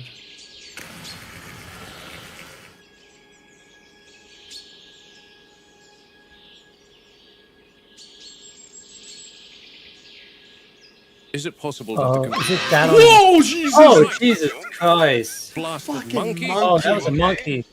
What's happening with the raptor count, Ray? agree. So a bug in the system then. Fucking A. I guess Could it be so, that? Muldoon. Like you see that about right where the Right. muzzle's pointed, right above that? Sorry, I don't Muldoon. see The computer anything. showed me that there I was. think the biggest problem with this park is how much faith everyone is placing in They computers. almost gave me a heart attack. Seeing things with my own eyes will always be better than relying on any computer. You can't control everything, especially nature. There's just too many. What? Oh shit! Thanks for keeping your eye on the Rex. Okay, Road. we gotta go. We gotta go. We gotta go. Muldoon, Go. must go fast. Yeah, must go fast. Go fast. Go fast. Yep. Be Sonic. Oh shit! Oh, That's a big guy Foot now. down, that's Tony. a big You can't girl. just stroll She down the road, hungry. you know? She hungry. Oh no. She hungry. Move it. Climbing failure. The Haha. no raptor. Suck it, left girl. juveniles sedated on the Sorry. ground. No fast food Good thing we got the today. adult far away from her. I've said it how many times that adult is fiercely territorial.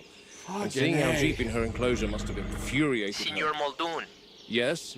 I need you urgent at the Jungle River Cruise, please. Now what? He fell in. What? He fell in. Who Si, fell senor. in? Was he drinking? No, senor. The animal hit him. The animal hit Wait, him. what? He screamed, he no see, he shake, and then he stop. Right. What? Down there. Who? Oh no. Oh shit. Wait. What's his name? Manuel. Oh. Manuel. Can you hear me? Fuck. What You panic is said this? the animal hit him? What? Si, senor. Dilophosaurs! Oh no! That man's dead, isn't he? Yeah. Wait, Nat, did you ever watch Jurassic Park? No. You've never seen Jurassic Park. I'm not a big movie person. I only just saw The Truman Show like half a month ago. Good God. Good God. But anyway, okay. So, Dilophosaurs, they have venomous spit. Oh. It spit at him. Oh, no. Oh, he's dead then. If it's venomous, he's dead. Yeah. Let's get to the next episode. There we go. Onwards. 1991. I wasn't alive yet. Neither was I. But yeah, so this Aha. is like a prologue to the actual series. So you know what? It's actually kind of cool you're watching this. Star's like, what? Yeah, you get a prologue. Yeah. Would recommend though, but terrifying as all fuck. Yeah. But yeah, okay. Have you had a chance to watch the footage, Jerry? Okay, so there's Yeah, I did, Manuel. Muldoon. What do you think? Have you seen anything like this before? Not with the Dilos, no. What exactly did Whoa, the yeah, foreman you say just to see it. you? You So- can just barely see the spit. Yeah. Yeah. Not with the Dilos, no. What exactly Yeah, did the right foreman there. say Damn, to that- you Yeah. saw? Damn, He that said was it fast. spat at Damn. Manuel. And Yeah. Manuel was on the retaining wall? Well, Yes, we're talking some 50 feet up, Jerry. Wow. He said it spat something, hitting Manuel in the face. The man begins screaming, complaining he can't see. He said he stumbled blindly towards the barrier and fell over the wall into the Damn. enclosure. Oh, there he is. Yikes. Yeah, that's that's crazy. the Dilos. He survives the fall, tries That's to the second one. stand, Yeah, starts Dilos shaking, are truly a terrifying and then the dinosaur. foreman They are described him as creepy. not moving. I sounded the horns. You know more than anyone how the Dilos are pretty responsive to the horns. And Arnold told me all of them are in the holding pen now. Where are they taking Manuel? Probably Bahia and Nasco. Okay. Where are you now? I'm heading to the holding pen to see what I can find out, Jerry. To the rear of the river cruise is the Dilophosaurus holding pen. This pen is used to round the animals. Jerry Harding accidentally discovered that the Dilos are particularly responsive to the sound of horns. So horn recordings are blasted from speakers around the Dilo paddock that help herd the animals into this holding pen. The pen is deliberately maintained several degrees cooler and at a lower light level than the surrounding paddocks because the Dilophosaurs carry a known genetic skin disorder, which leaves their skin unusually susceptible to ultraviolet exposure. Interesting. Prolonged They get sunlight sunburns. results in rapid sunburn, blistering, and possible secondary infection. Ooh. Ouch. For that reason, shade is paramount in their enclosure. You'll notice that within their enclosure is dense canopy cover. Artificial and controlled lighting I wonder cycles what era limiting the UV exposure. Dilophosaurs lived in. The cooler, darker Because they environment probably lived in an keeps earlier the area animals than the calmer, Cretaceous. reduces They pacing, might be actually and Jurassic prevents era. visible skin damage. Let's see. Whoop. It's quite a small area, and there are 7 animals in here. The Dilophosaurs are painfully shy dinosaurs. InGen made 2 batches of them, and Henry Wu was quick to jump on the idea of having the most up-to-date recreation, and began work on sequencing the genome of Dilophosaurus sinensis, the newer of the Dilo species, fossils of which having been excavated as recently as the 80s. This species is smaller, and there's 4 of them in here. Hammond saw the 4 adults Henry had recreated, and wasn't too impressed. He insisted Henry genetically engineer the Dilophosaurus weatherilli, the larger of the 2. 3 of them were cloned, and both species live in So this we have the same plus-size enclosure model here and the at standard. Jurassic Park without issue. Now, where are they? I want to show both species if possible. Both are nocturnal, so it's very likely that they are sleeping at the moment. I'm waiting for... Oh! Okay, good. Oh, there's one. Here we go. This is Dilo sinensis, the smaller species. These guys are less prone to the sunburn skin issue. Yet I have witnessed peeling between the crests if they're out of the shade for prolonged periods of time. These guys grow to about 4 foot tall Okay, and so are not that mostly big. timid. Yet they start to become curious about you pretty quickly if you hang about them for a bit. However, they tend to be pretty quiet most of the time. Sorry, girl.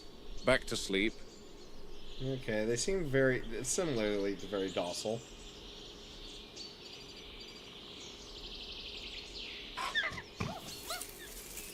She's getting up. Back up, man, back up. Listen to that sound. That sound creeps me out.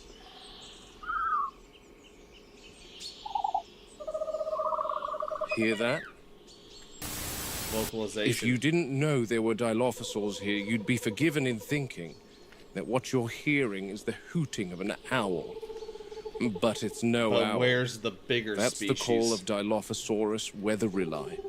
They actually creep me out. Yeah. Like I said, they're the larger of the 2 species, but they're actually quite attentive to people. I see it. I would say the closest looking, I thing to don't them would really- probably be Direct center of the Australia's picture. cassowary. Down low. But they are quite remarkable animals. They think tend it's to rock. I can't deeply tell. focus on their handlers. No, directly and above the word study them focus. closely. And they have what I believe to be a very haunting characteristic. And I want to document such. She's right there. Where?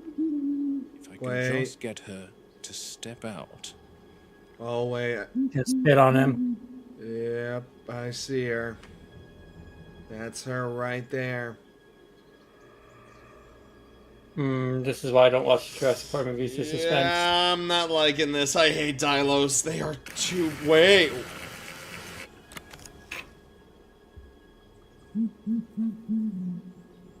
Oh, I don't like this chat. I really don't Neither like do this. I. Oh, there they Oh, are. that one's awake. Jeez.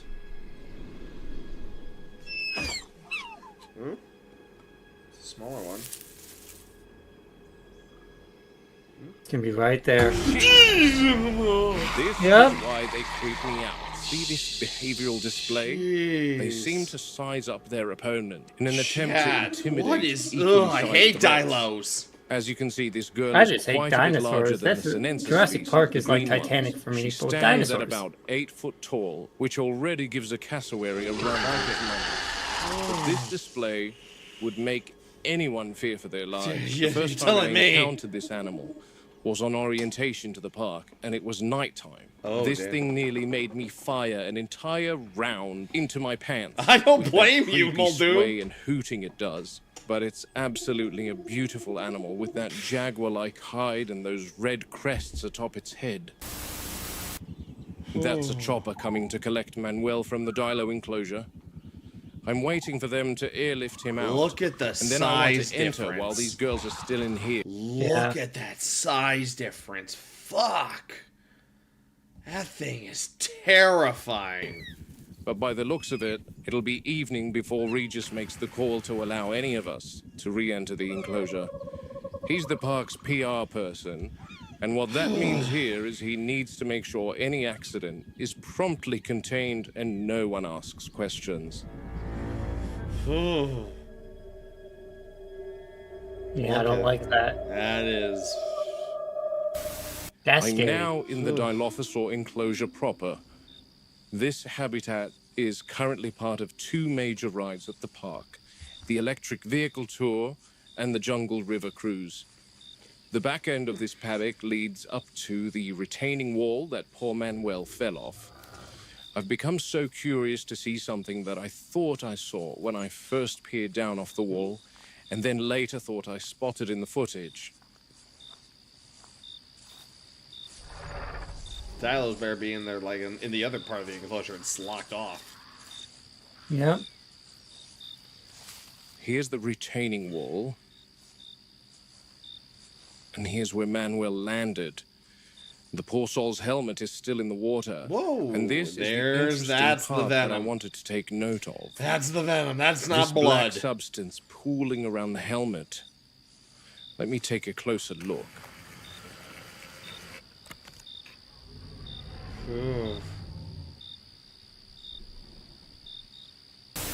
On the water here, I don't like thick, black, almost tar-like. Not natural runoff, not oil. It's viscous. It doesn't smell like anything I recognize. Are you sure it isn't decomposed plant matter or resin? That Doesn't come enclosure's out that humid, color. plenty of biological breakdown. Don't touch your face, whatever you do. Does it feel warm? Any reaction Yeah, on the your raptor's skin? far off. Negative on the heat. It's cold, actually. But it's not sap. Sap doesn't coat like this. It's not like honey. Dilophosaurs aren't known to excrete anything like that. Are there injuries on the dilos? Any signs of illness? That's the troubling part. I checked them after we herded them into the holding pen. Clean, alert, no visible trauma, no lethargy. Yet this substance is on some of the railings atop the wall Manuel fell from. I can easily understand slipping on something like this. You're implying some kind of defensive secretion, Muldoon. I'm moving in deeper, Jerry. I'll sweep the perimeter first, then work inward. If there's more of that substance, it won't all be on bare rock. Proceed slowly. Dense vegetation traps residue. Anything expelled with force will settle low once gravity takes over. Watch for patterns, not just accumulation. Smears and streaks, pooling at the base of stems. That's where behavior leaves its fingerprints. Water's cloudy here. Silt and organic matter, but nothing stands out yet. No sheen on the surface, no discoloration. If this were waste runoff, I'd expect a gradient. There's nothing consistent. That's why the lower vegetation matters, Robert. Fecal waste follows predictable patterns. It breaks down quickly in water, disperses evenly, clings loosely to plant matter. You'd see diffuse staining, microbial bloom, a smell, ammonia, sulfur compounds. It certainly wouldn't appear elevated unless carried by flood surge, and the Jungle River hasn't flooded to that scale. So if it's concentrated under the brush, Then it suggests deposition, not runoff. I'm checking the bases now. Nothing, just rot, mud, and insect life. Normal decay. If this substance was here recently, it's not widespread. Whatever happened, it happened in a narrow corridor. That narrows the event window. It means the worker didn't stumble into a contaminated area by chance. He intersected it. And if there's no residue beneath the vegetation elsewhere, then this isn't a chronic biological byproduct. They didn't know It's episodic. that I Dilos don't could like spit. episodic animals, Jerry. Especially ones we think we understand. Well, they knew it And coming up eventually by the empty movie, so so this far, is probably no how they pooled found residue out in the the low hard spots. way. Either it was cleaned by the rain or it was never meant to linger. Or it was precise, used once. Mark my words, Jerry, there's more to the Dilos than we know. I've reached drier ground now, no standing water. If that black substance was carried by runoff, it should thin out here. We T-Rexes need to are examine active. the cellular architecture under light microscopy. If it's fecal in origin, you'll see fragmented plant cells, microbial colonies. If it's secreted tissue, you'll find organized structures, glandular cells, protein matrices. So you're looking for intent again, design versus waste. Precisely. If it's a bodily secretion or there's an enzymatic agent involved, histology will show proteins, crystallized enzymes, or storage vesicles. Let me run something by you, Jerry. Sure. Is it possible that this substance is a kind of venom? Oh. Picture it like this. That substance behaving like a hunting aid. If it can be expelled accurately, it explains the splatter height and why a man lost his footing so fast. A blinding or incapacitating agent meant to immobilize a prey item without a prolonged struggle. Venom as a projectile. Yes, spitting cobra style. Yeah, I was about That to say would spitting require cobras. specialized anatomy, not something that appears accidentally. Fossil records never suggested it. But I will admit our animals are already diverged from expectation. We sedate one and conduct exploratory surgery. Check the maxilla, the jawline, the neck. If there are glands, ducts, anything resembling a storage structure, people are getting hurt because we're assuming limits that may not exist. Muldoon, you know John would kick up a stink about putting one under the knife for the sake of exploration. True, but let's say he's on board and we confirm anything even close to the idea of these animals being venomous. Containment protocols must change immediately. The river cruise cannot stay as it is. Open boats filled with people. If these animals can project something outward, distance and shielding become mandatory.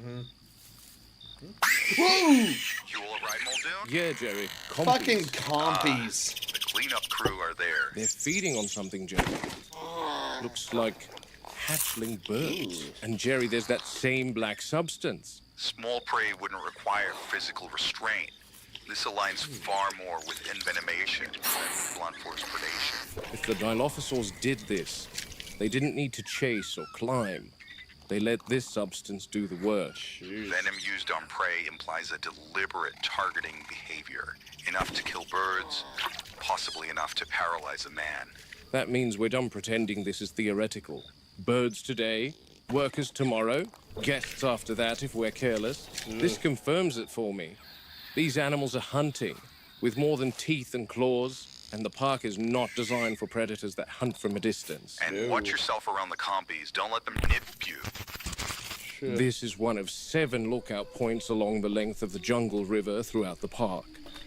This one peers into the Dilophosaur enclosure specifically, but the others look out onto Sauropod Swamp to see the Apatosaurs and Hadrosaurs, etc., with the river eventually winding through the aviary. Still far from completion, but the general idea is guests can join the river cruise at any one of these 7 entry points, board a raft, and sail past several enclosures to get that up-close and personal experience that Hammond wants for all A good his idea, guests. as long as you're safe about it. There's still a boarding ramp and jetty and things So to really, add all here, they need with are the date of enclosed completion being boats. somewhere before the end of Which next isn't year. such a bad Yet, idea. regarding the Dilos I mean, think of the heat out specifically, there. It'd be a good place to cool Hammond down. definitely won't be thrilled about the Air-conditioned idea of boats? Are you having kidding large me? Just segments sail of this around watching run change dinosaurs. so Maybe have drastically. some spit He's end always up on the said window. that he doesn't want his guests to feel like they are Venomous watching spit animals on the in a window. zoo. There you go. That's an Getting attraction. them close to they'd the have to animals test is it for something glass he won't or, budge on. Well, He always well, says Timlock says everyone it in the wouldn't world like go has a any right to further. It's enjoy meant for these animals. to hurt Enjoy flesh. It's not being like the key word, not like not a just view alien. them, but enjoy them. Yeah, I get that. But with safety in mind, either some sort of glass barricade needs to be erected alongside the electric fences that works too. to prevent the Dilophosaurs from shooting guests in the face Huh? with what is potentially What's that? I hear venom. something. Or the rafts used on the Jungle River ride need to be enclosed. Something in the water? Both options call for divorcing the park visitor from the attraction. And if I know Hammond, which I do very well, he won't want to explore either option. I've got some Something's movement gonna in jump out there. here. One of the Dilos might be taking a swim, which is rare. They can swim, but all the workers here have never spotted one actually crossing water. So this might be a first. Interesting. You might want to hit some night vision there, Muldoon. No way. That's not a Dilophosaur. That's a raptor. Oh. Fuck. And that one was bigger. Was that the big one we saw at the beginning? Oh. Fuck, get after it, Muldoon. It was at this moment that he knew. He messed up.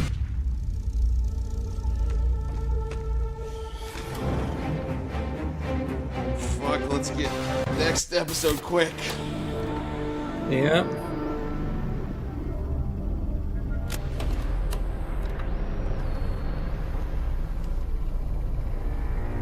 We've got 2 more after this one, and then we'll call it a stream.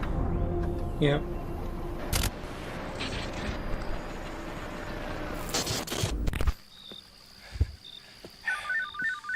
Come on, Arnold. Pick up, damn Yeah, it, that's a come on. raptor, no question. That's Fucking A, definitely how a does this thing raptor. keep moving through I can't tell enclosures? from What the here which hell's one it is, going though. on? It looks like the shape of Storm, her head movements, but I can't be sure. Absolutely an adult velociraptor. How did she get out? Damn it, where is control when you need them? Arnold, come in. Arnold, are you there? Robbie, can you hear me? Yeah, Muldoon? Robbie, where's Arnold? He's asleep. Why? Asleep. Yeah, it's 2 a.m., Muldoon. Shit. I doubt it. They What's need a in the night control room staff. at this hour. What do you need? Yep. I need a raptor count. Yeah, I wouldn't know how to do that even if I got down there. Can you meet me at the Jungle River between the Dilos and Sauropod Swamp? Let me put something on. It's left the water. And now that I've got a clearer view, I don't think that's Storm at all. It's gonna Don't jump. know who it is, to be honest. And I don't want to risk shooting and hitting the fence instead. That would create a massive issue. Yeah. My best bet is to prevent it from leaving my sight. But how the bloody hell did it escape? Fuck, that thing's huge.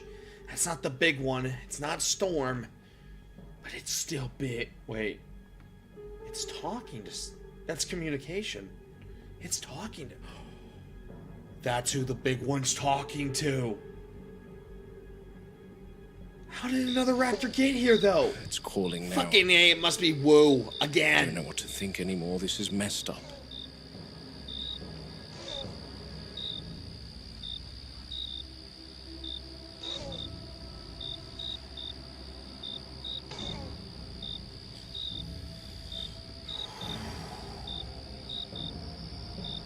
It's making a move, heading back down towards the water. I think, shit!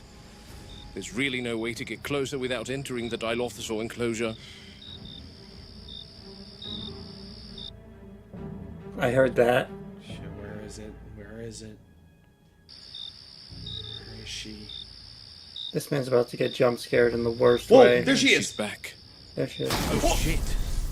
She tested the fence. Yeah, it's injured herself. No, just going to shake it off. Damn. Oh, shit, I need to get closer, but I don't want to scare it off. Oh shit, it sees you. Wait, it's thinking. Calling out. Yeah. Damn Another it, you're one. not gonna get away from me. She's heading back to the water. I have a feeling we're being watched. Not just by that one. I think I know a way to get downstream and intercept it. But that forces me to enter the jungle river. Don't do it. Well, Don't he's got chance to. He's the, it. go- North he's end the of the game enclosure. warden. He's got to do it. And there's only one way to get Oh. there from here. It's his job. Plus knowing, They can't pay you plus enough for that knowing shit. Muldoon, he's probably strapped with a Spaz 12 shotgun. This man's about to get devoured. Wait, we got 2 episodes left. Never mind. Actually, If my Muldoon doesn't get calculations are right, doesn't. Spoilers think I know ahead, but exactly Muldoon where doesn't it die came till the from. movie. And I can Oh, meet okay. it right there. Yeah. The He trigger's was actually not the one that was starting. against all the Panic and taking raptors. it He was from route disappearing very again. cautious. I'm not going to speed through here.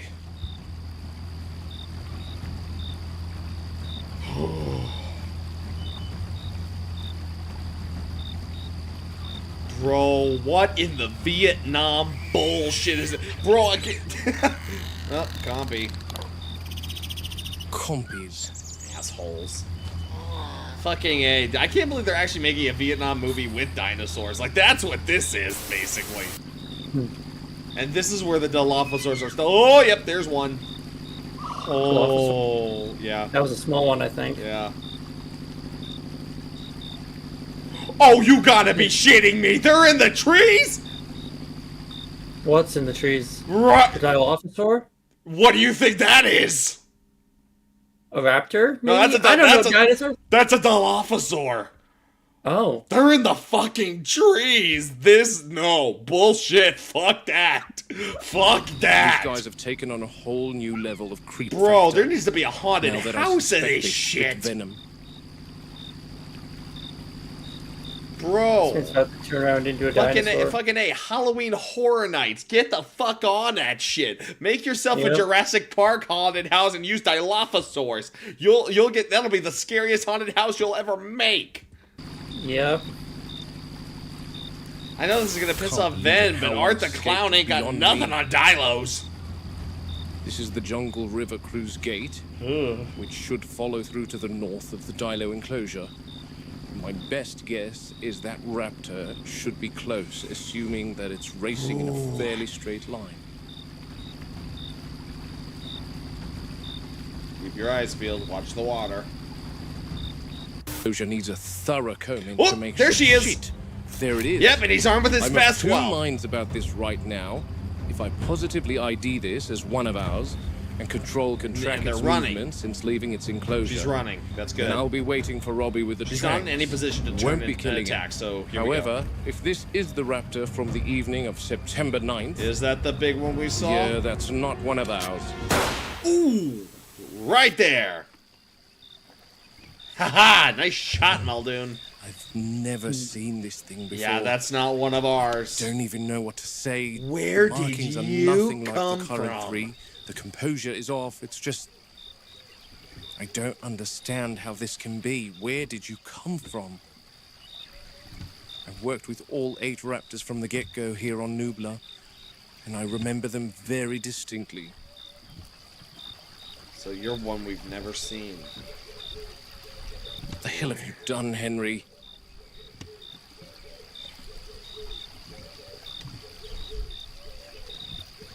Please do not pop back toy. Well, okay, that was definitely a raptor yeah. call. Or is my mind inventing things? Nope. We heard it too. Robert, think. You're at the junction between the Dilo enclosure and Sauropod Swamp. There's some good 4 or 5 miles between here and the raptors. Their call wouldn't make it that Their far. calls don't travel that far, not like the Rexes, whose roars are more resonant. I hear something. Yeah. Sure it's not the water. I'm listening for that too. That sounds guttural. Something in the water. Oh, Almost submerged. they're in the fucking water? No. They're in the water, they're in the trees. I think that's... Is that it? I don't see anything. Nothing distinctive. Oh, looks like... Whoa. Are my eyes playing tricks on me?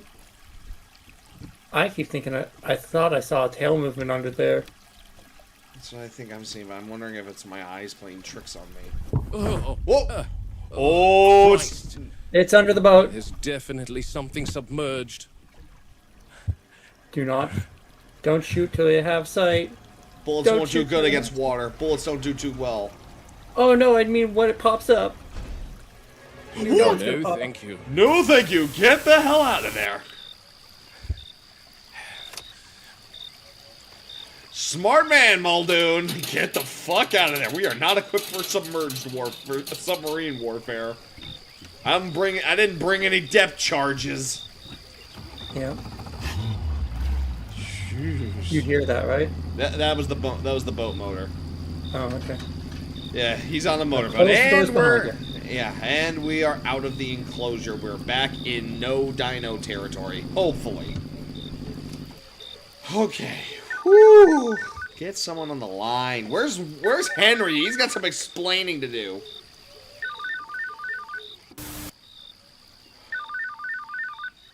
Is that him calling or him receiving a call? Calling out probably. Yeah. At least that thing is truly dead. That was a headshot. That thing is dead. A little early even for you, Oh, it's Robert. Hammond. John, I'm calling from the river.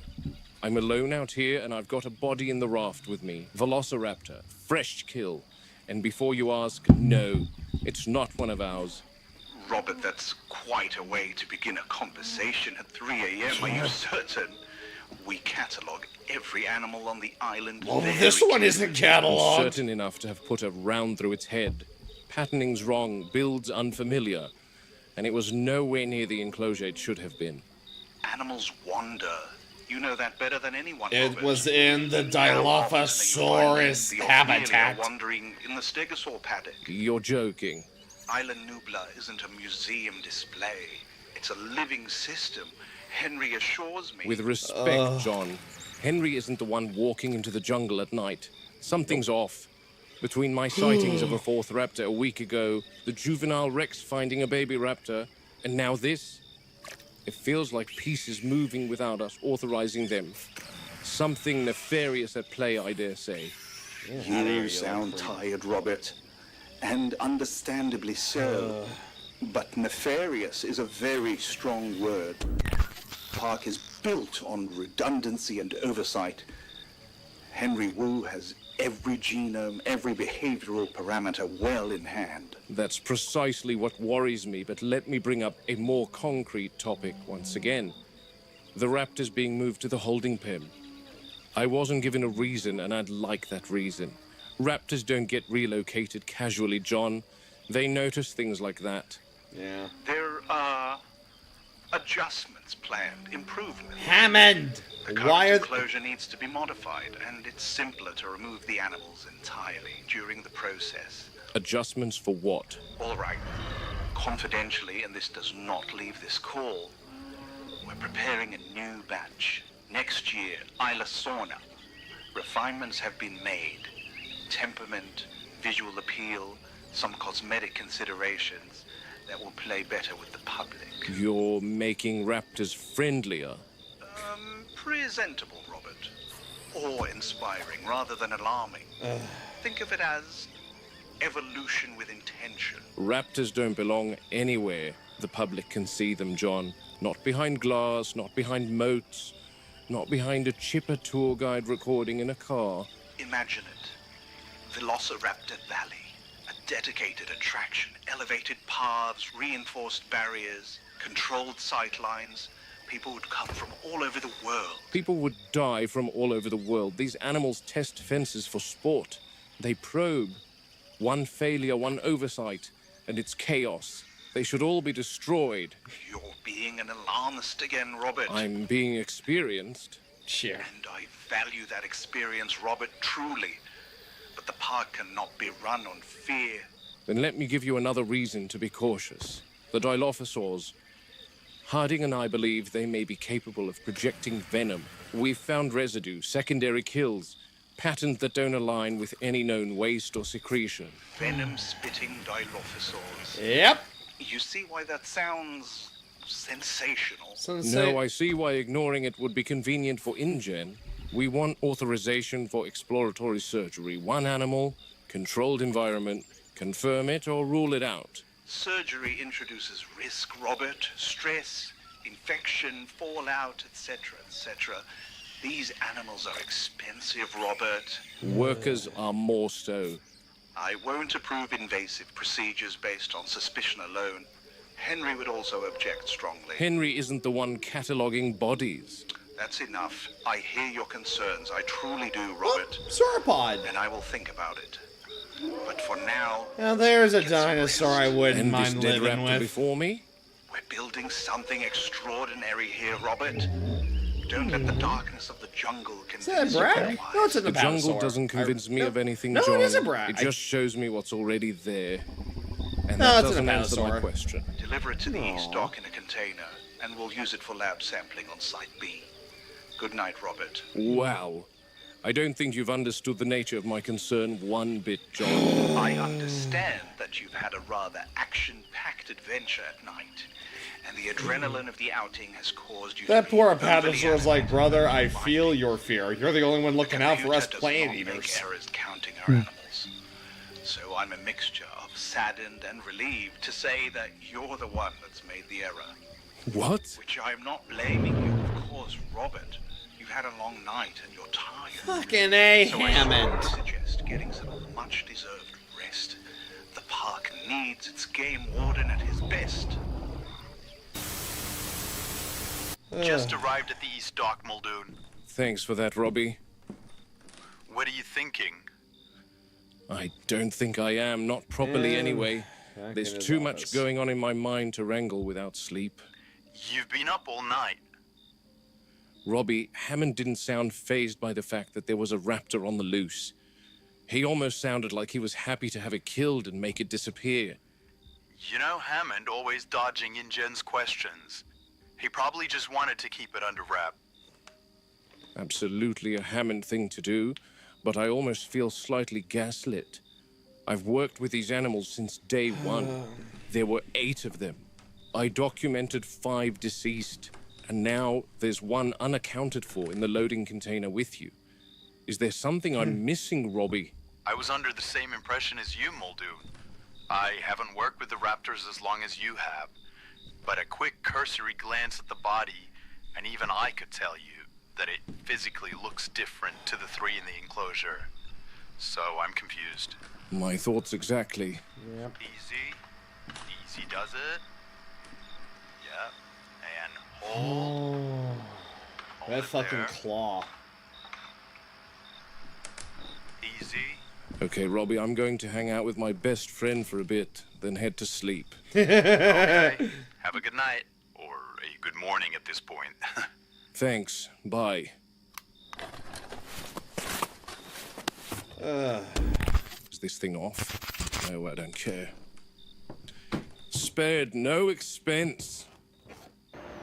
And then he goes off to his personal quarters out of his office. Oh, he forgot the camera. And now there's just... I have a feeling he's about to get a What visit. the hell is that? Okay, is it a compy or what the hell's going on? It's That looks like a raptor. That is a raptor! This is why you sleep with the shotgun. That wasn't his room. That's basically his little hidey hole where he hides. But no, I know, but that's why you sleep with. But here's the shotgun. thing. That building is out of any animal containments, and the raptors are all being. There is a 4th. There's more. That's 5. Oh god, Billy Mays here with a special TV offer. Hi, we're fucked. All right, 2 more. 2 more. This is the second to last one. Yeah. Last one for a while. I'm doing them in spurts. There's a lot more episodes after this, but I'm doing 1 to 9 to start off. Nice. But how did a raptor get in there? What is this? Where are these raptors coming from? Ray, I need last night's river feed pulled up. South. That's the guy who was hanging out with him. Look at that. Yeah. They just chilling. It's up front, Muldoon. There's the T-Rex. If it moved through the water, the system can't see it. No. Because There's the movement big of girl. water and the convection rising from the She's surface just wandering. screws up the sensors. We're not just counting shapes here, Muldoon. Every animal has a distinct profile. Pattern recognition, movement signatures. It's not just eyes on a screen. I want to see There's what the some computer has compies. to say about a certain animal from last night. The computers don't count animals the way people do. They don't say, that's a raptor. They say, that's asset ID 307, exhibiting behavior within expected parameters. Each animal's tagged visually and behaviorally, like a fingerprint. And if one doesn't match a fingerprint? Then it's flagged as temporarily unknown. Environmental anomaly, false positive. The system assumes the roster is correct The Hadrosaurs. and filters Aw, anything you're that doesn't cuddling. belong. Shadows, reflections, birds, overlapping heat signatures, foliage movement. So if there's an animal that shouldn't exist, the computer politely ignores it. Until a human tells it not to. The tally is a closed loop, Muldoon. We start with a known number, and the system maintains that number unless instructed otherwise. Angle. These animals don't just pop into existence. Births are logged, deaths are logged, transfers are logged. The assumption is order. It doesn't look for what it's not told to expect. That's a waste of computational power. Why wouldn't you just put trackers Raptors, in the for animals? example, are This is counted because they 1990s already technology. exist in the database. Oh. And Yeah, the movie unaccounted one has the movies no take place in label the to attach 90s. to. It works 99% of the time. So yeah, it didn't really. The remaining it wasn't 1%, really a big thing that's back why you're then, here, unless it was like a instead of full-on custom screen. collar. Look, here's the river segment. And it kind of looks weird to What call timestamp to are you build after? giant Around collars for 2 some a.m. animals. Here's the Dilo enclosure. Asset unknown. Here's you. What's that? It's a temporary label while the computer figures out what to classify something. What's in the raft with you? So if something was cloned, or hatched, or moved without being entered, then it gets designated this label until it causes a cascade failure. Missing animal report. Look, Muldoon, computers are very good at enforcing assumptions. They're terrible at questioning them. That's still our job. Then I want the assumption challenged. At this point, I'd rather see the truth than a clean spreadsheet. Can you rewind and follow that label to exactly the point when the computer first picks up on it? Near this drainage pipe is the first sighting. The drainage It pipe occurs a little again. before midnight. No digital footprint Did some anywhere get before out now. and Why do get you in ask? there? Nothing, and, Arnold. It's Oh, been neutralized. no. I need to let this go. This is why you put gates on these things. There are dude. gates on a lot of these, but now Muldoon. Uh-oh. Yep, Muldoon is. I'm assuming he's coming back. Yep.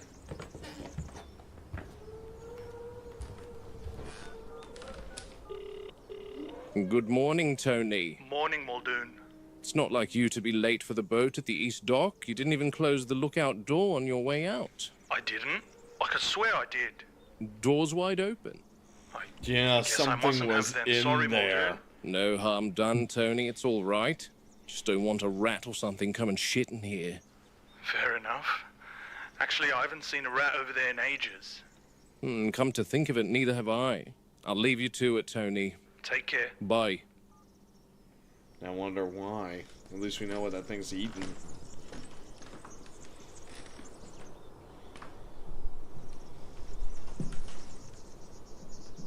Oh, hey, it's still on. Ray, I'm not the greatest with tech. Can you see what's happened with my lapel cam? It's out of storage, Robert. You've been recording continuously for hours. No overwrite permission, no compression. I'll offload all the footage. Congratulations, you've officially documented too much. So he did. All right, call me when it's So- ready. No. So yeah, he's gonna see that thing in his fucking. Oh, now where are we? Robert Muldoon, Game Warden. Inspection log for September 18, 1991. This is the Animal Handlers Corridor, adjacent to the Jungle River, in the Sauropod Swamp exhibit. Let's have an easy animal tonight, please. No carnivores, no sharp teeth. Yeah. I want some nice leaf eaters. Mm-hmm.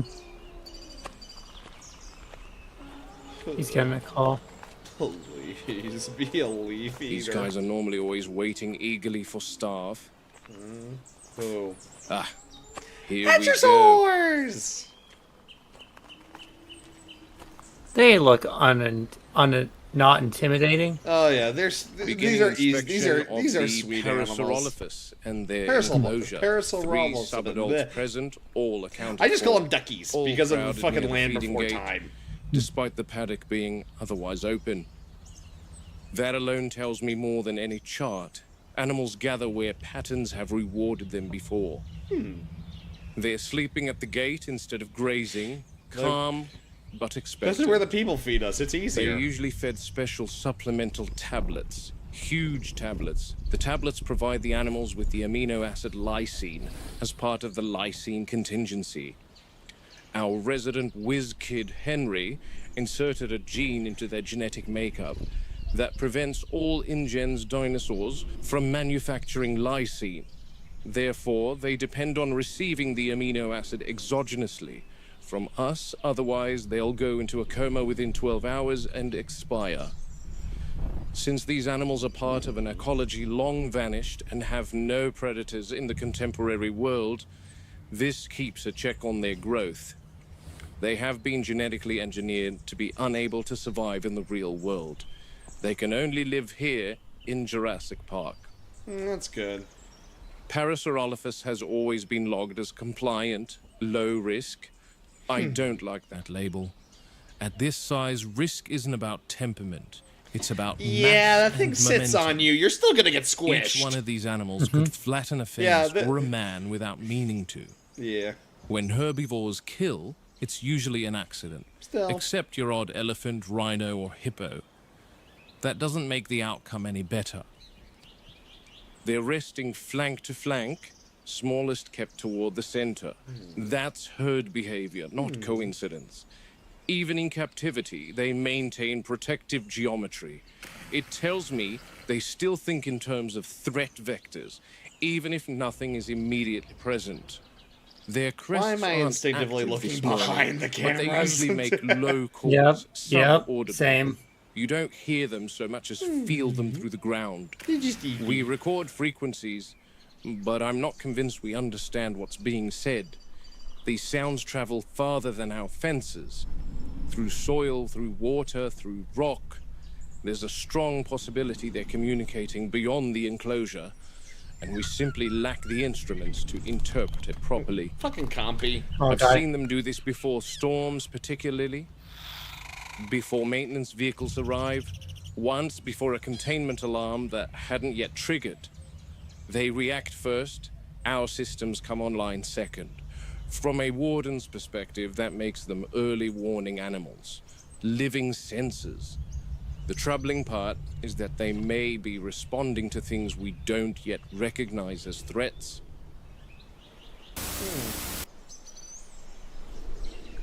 The enclosure itself is wide, scenic, open by design, excellent for visibility, poor for control. The T-Rex is obviously a little hungry, I guess. There is no graceful failure. There is only a stampede.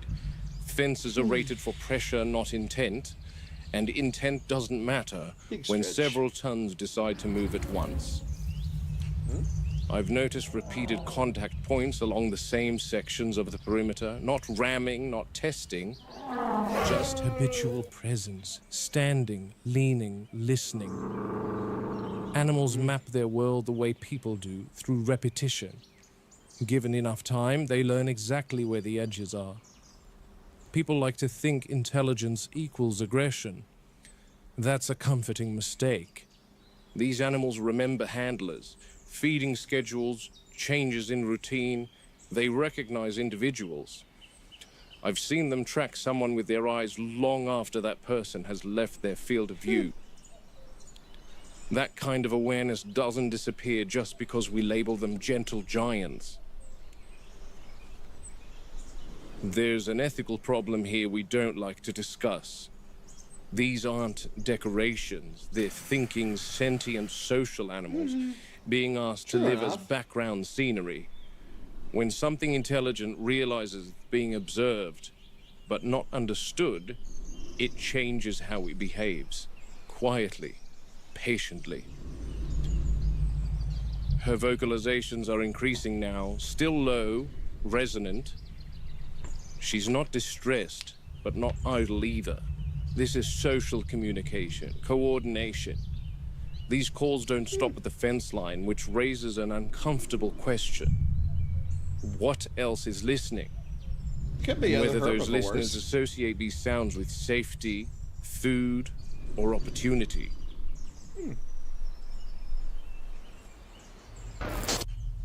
She's a pretty girl, though.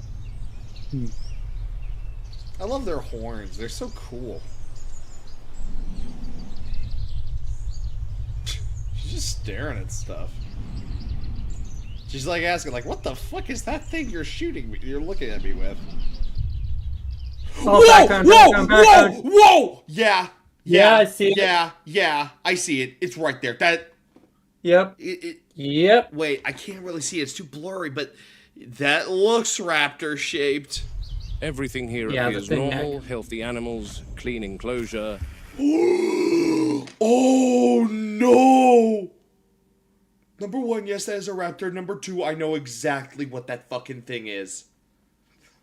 So... The one thing I will say is he's got no protection there. No, he doesn't. And here's the thing. So...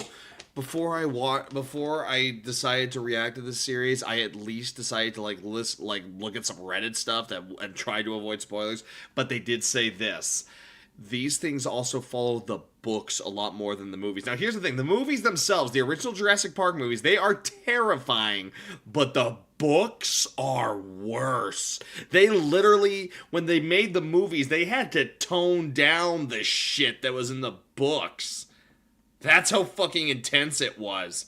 Like, I know people that will, watch Jurassic Park and went, wait a minute, they toned shit down? Yeah. And the one thing that was in the books that absolutely gave me the fucking nightmare shits was the red raptors. There were genetically altered velociraptors that came out with red colorations, and they were smarter, they were faster, they were more aggressive, they were dangerous. Like, these things were the predators of predators. And am I the only one who's seeing red there? Well, I'm not good with color. I just see green right now. But there's something there with an odd color. Yeah, there's a velociraptor, and from where I'm looking, that thing looks red. Okay. No visible stress markers. And that is precisely I'm watching that thing now. See it? Yeah, when He doesn't it's see gone, it. it's gone, it's gone. Disaster doesn't announce itself. It waits until Note to myself, everyone is never meet with satisfied. red The ones. system is Yep, working. you don't want to Yep. meet with red ones. Logging this as a routine inspection, though I Yeah, don't they believe were in so routine deadly that anymore. here's the thing: they thought Animals about are- putting them in Jurassic Park 3, but then they were like, no, they're too intelligent for that shit. Calm, Yeah. feeding platform remains the focal Where'd it point go, of though? attention. Herd cohesion is strong. Right now, it's not Environmental thinking about food. sensitivity It's on its remains own. high. It's definitely No not looking to immediate hunt these guys, action not when they're required. together like this. Beautiful animals. End of log. Oh, so that means the thing out there that's looking for Muldoon is a Plumbing red on this island raptor. is not exactly complete. In the main park, moats and sewerage runoff have very primitive drainage setups at the moment. I can't shake the feeling that the drainage system is linked to that raptor's appearance in some form or another. But Hammond said to forget about that raptor, so that I've just administered the lysine pills inside the Okay, feeder. these are the raptors we know Two about. of them are taking the tablets now, Storm and her sister. They don't chew, they lick them. They don't hesitate once the scent is right. Meat is the only language they understand. And that's the problem. Lysine isn't food to them, it's an intrusion. We dress the tablets in fat and goat's blood, and hope instinct does the rest. It usually does, provided we've made them hungry enough. I'm surprised they don't put And them in that's the the water. part no one likes to hear. They don't get fed for 7 days prior. 7 days of nothing. No live prey, no goats, no cows, nothing. We let the hunger sharpen them until the smell of the tablets overrides their suspicion. It's effective, but I won't pretend it's humane.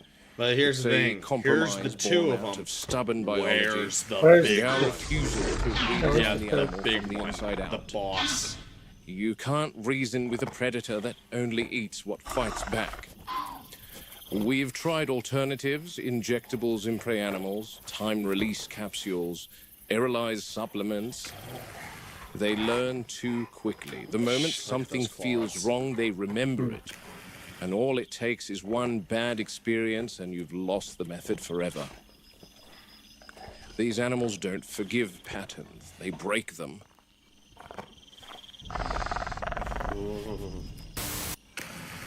Oh, there I'm she watching is. the third one now, There's the big one. She hasn't moved in with the others. She's at the far end, just inside the tree line. She's still just watching, not distracted by the show, just observing.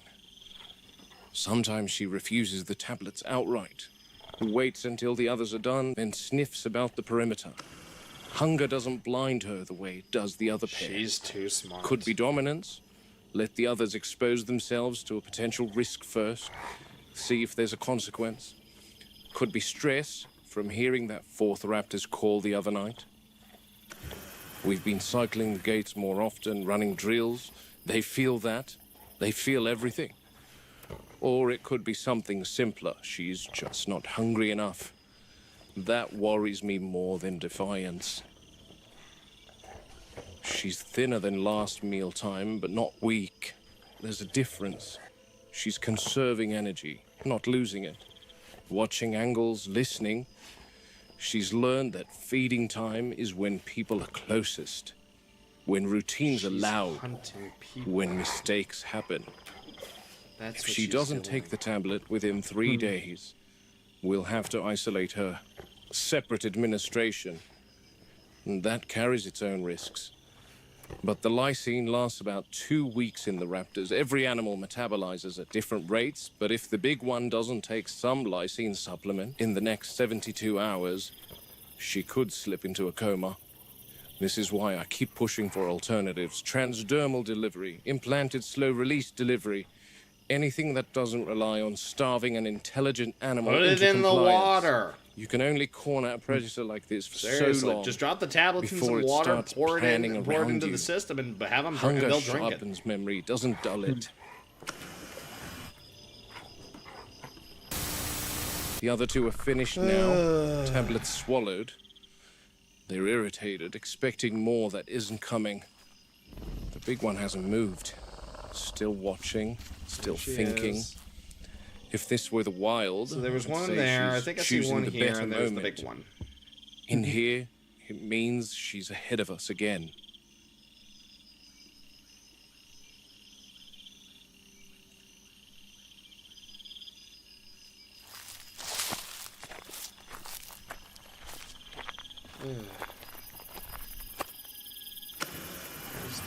Okay, here's two of them. Ooh. Seems like they've disobeyed her. Whoa! Christ! Fuck! I know I said I'm done with following this up, but there's one more large fuck drain me. that I just remembered, and I can access it without entering any enclosure. Fucking A. Yeah, let's go look at some storm drains. That'll make us happy. That'll make us happy. Empty storm... Maybe some water flowing through there. You ever know what you find in the storm drains? Oh, wow. What? When I said you could find shit, no, that's not what I think it is it? Is that an egg? That's an empty egg! Oh. And that's too big to be a bird. Oh, wow. That's... Oh, no. Was that episode 8 or 9? That was 8. The next one's the last one. Okay. I'll be back in 2 seconds. Keep going. Yep. Oh my god, so we might have found an egg. This is the last one for today, guys.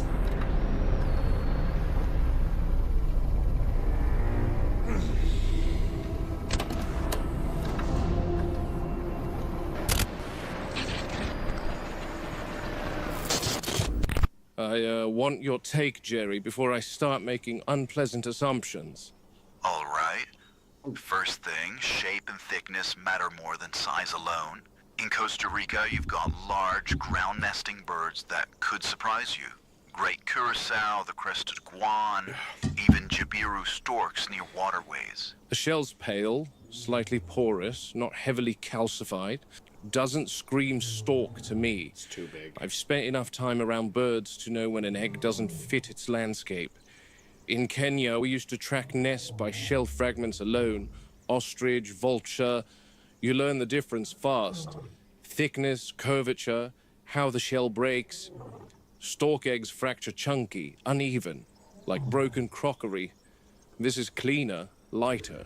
Then let's widen the net to reptiles. Iguana and basilisk eggs are leathery, usually collapse rather than fracture, so probably not that. Crocodilians lay much thicker shells.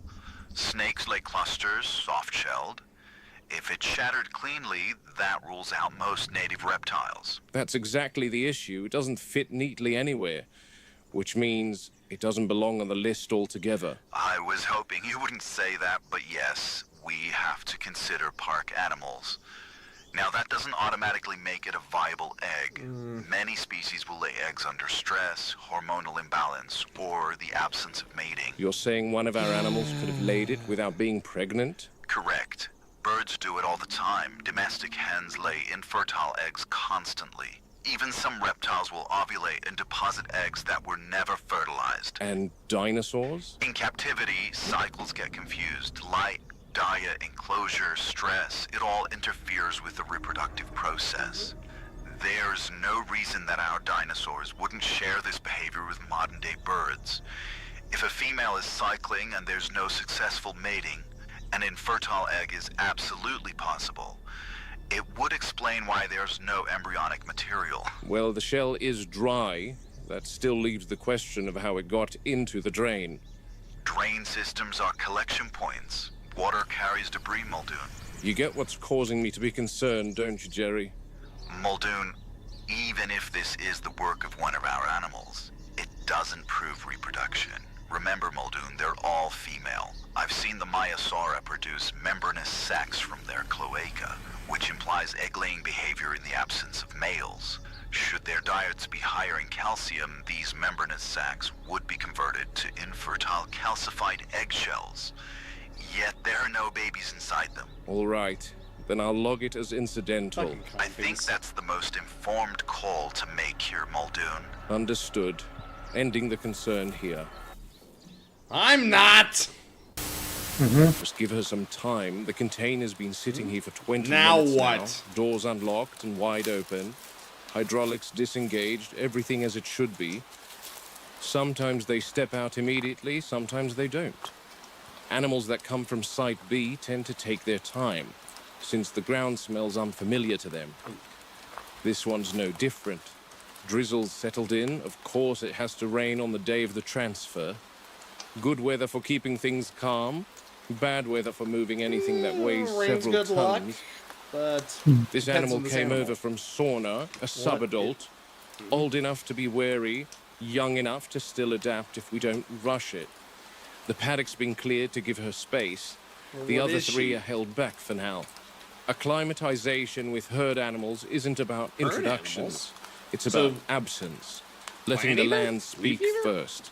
Letting her Hopefully. learn where the ground dips, where the fences hum, where the wind carries sound. Weather complicates everything. Wet air carries scent farther. Mud holds tracks longer. Every step she takes out there will leave a record for the others to read later. That can help, or it can set the tone wrong if she panics. This is always the longest part. Big breaths. Waiting, watching a metal box in the rain, listening to the animal breathe. What is she? You start thinking about what happens if she bolts, or refuses to move, or decides the container is safer than the paddock. Well, based on the fact he's in there and there's nothing else there, Well, still, I think it's a leaf eater.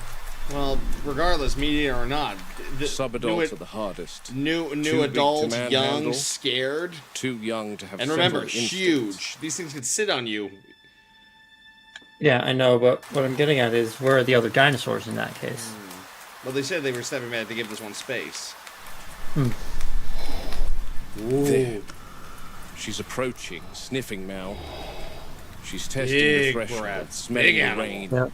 feeling the vibration of the fence. She doesn't know the others aren't here yet. All she knows is that the world outside the That's a box loud sound. is larger Yeah, than she's the one big. she's been in. Whatever she is, Yeah. she's huge.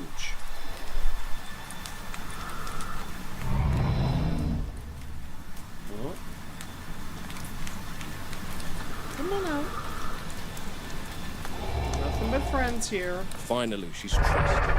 Here she comes. Staggy! Beautiful animal. Are you gonna make the joke or am I gonna make the joke? What joke? You said it was a stegi, right? Yeah, Stegosaurus. I am a Stegosaurus. She's picking up speed. Oh. Stegosaur, subadult. Not fully grown, but already carrying the weight and armor she'll rely on for the rest of her life. Stegosaurs don't forget first impressions. They're slow, but they're not stupid. A bad start echoes for months, though. Sweetheart. Pretty girl. Look at those plates. Look at that Thagomizer. No rush, no panic. Just careful, deliberate movement through the corridor. If she keeps this pace and attitude, acclimatization will hopefully go smoothly. There's a quiet dignity to her that never gets old. No roar, no display, no need to announce herself. She carries all that weight and armor like it's simply part of the weather. Like she's always belonged wherever she happens to be standing. People underestimate animals like this because they're slow, because they don't bare teeth or chase you down. They just chill.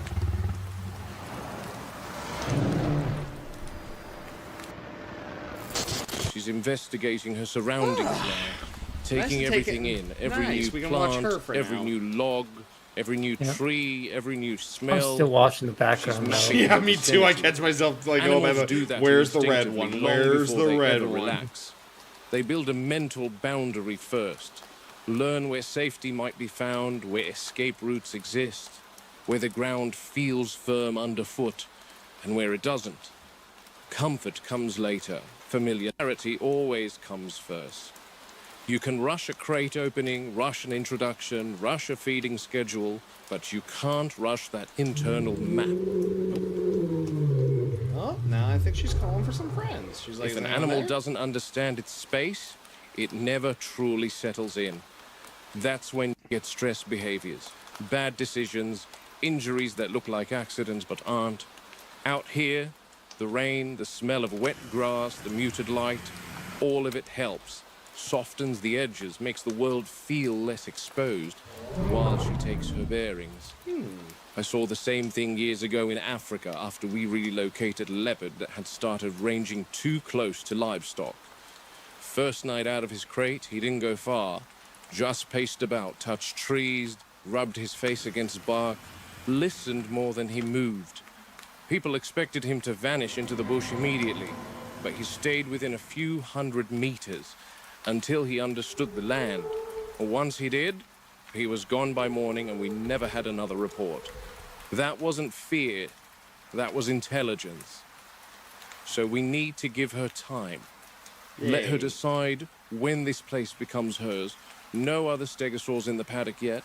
They're in their holding pen, so no pressure, no competition, just space, rain, and quiet.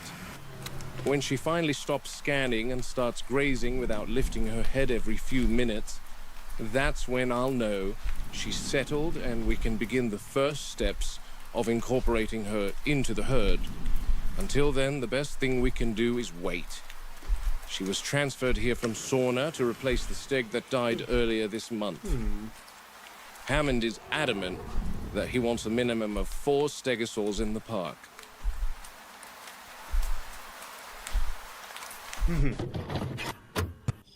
Night changes the rules. Everything's quieter, slower, Looks like more everyone's starting to honest. get used to her. Stegosaurs are less reactive in the dark, less posturing, less defensive movement. So this is the safest window to introduce her. They rely on proximity and vibration more than sight now, which keeps things deliberate instead of explosive. See how the matriarch there on the right positions herself? She doesn't approach directly. She angles her body, presents her flank, lets the subadult read her size without forcing a challenge. Just getting used. Everyone's just getting used to one another. But yeah, still watching. That tail swing isn't a threat. It's a boundary. She's saying, this is my space, but you're allowed near it. The others follow her lead automatically. Herd animals don't vote. They watch the one who decides. The subadult doing the right thing, head low, plates angled back slightly, matching pace instead of advancing. No vocalization, no sudden turns. That's submission without weakness. Just saying, She's you're the acknowledging boss. hierarchy I'm the new while girl. signaling she's you're the not boss. a liability. If she were to rush or freeze, this would go very differently. Confidence tempered by caution. That's what gets you accepted.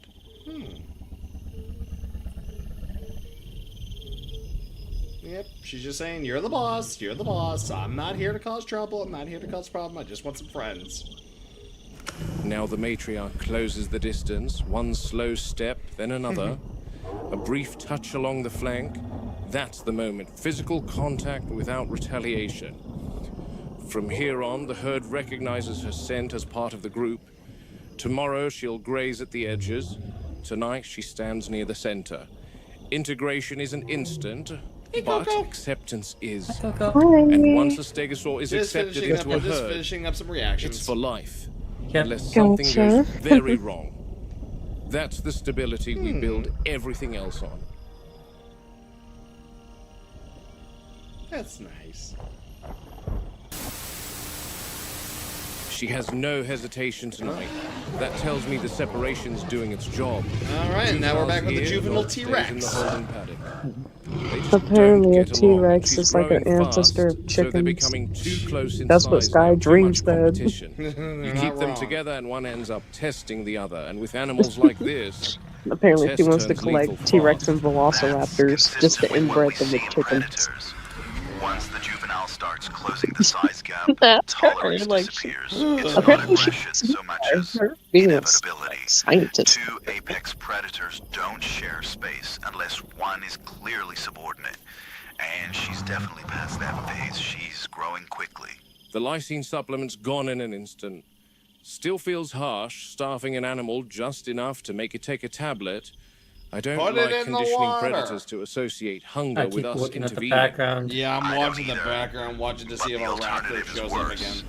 Trust the scientists to come up with some twisted method of growth control, like inhibiting the animals from synthesizing an amino acid. Just to be clear, Robert, the dinosaurs are incapable of producing lysine. Any carnivore on a protein-rich diet should synthesize enough on his own. What InGen did was alter the metabolic pathway. The enzymes still work, but only with our lysine. So it's not a deficiency, it's a dependency. Exactly. The animals can make lysine from their feed, but not the kind they need in sufficient quantity. Their enzymes are optimized, patented really, for the synthetic variant administered in those tablets. Without it, metabolism slows, growth falters, neurological function degrades. At least you don't have to hold. That's one way to put it. That's sick. From a veterinary standpoint, it's elegant. From an ethical one, less so. Yeah. But it ensures containment without visible force. Even if an animal got off the island, it wouldn't That's stay the big viable for one, and long. she's in her own area. Okay, so she's just, she's not happy. She's not happy being separated from the little one she's tormenting. Watching her eat, you'd never know any of that. Looks healthy, alert, dangerous. Hard to reconcile that with the idea that she's only functioning because we allow it. Most systems work that way, Robert. The illusion of independence supported by something hidden underneath. Remember, you work at a glorified zoo after all. Still doesn't sit right, especially knowing the adults out there smelling her through the fence. Two animals, same species, same instincts, one thriving, one frustrated, and both reliant on a chemical we designed. That's not nature, Jerry. That's management. And management is the only reason any of this can exist, Robert. For now.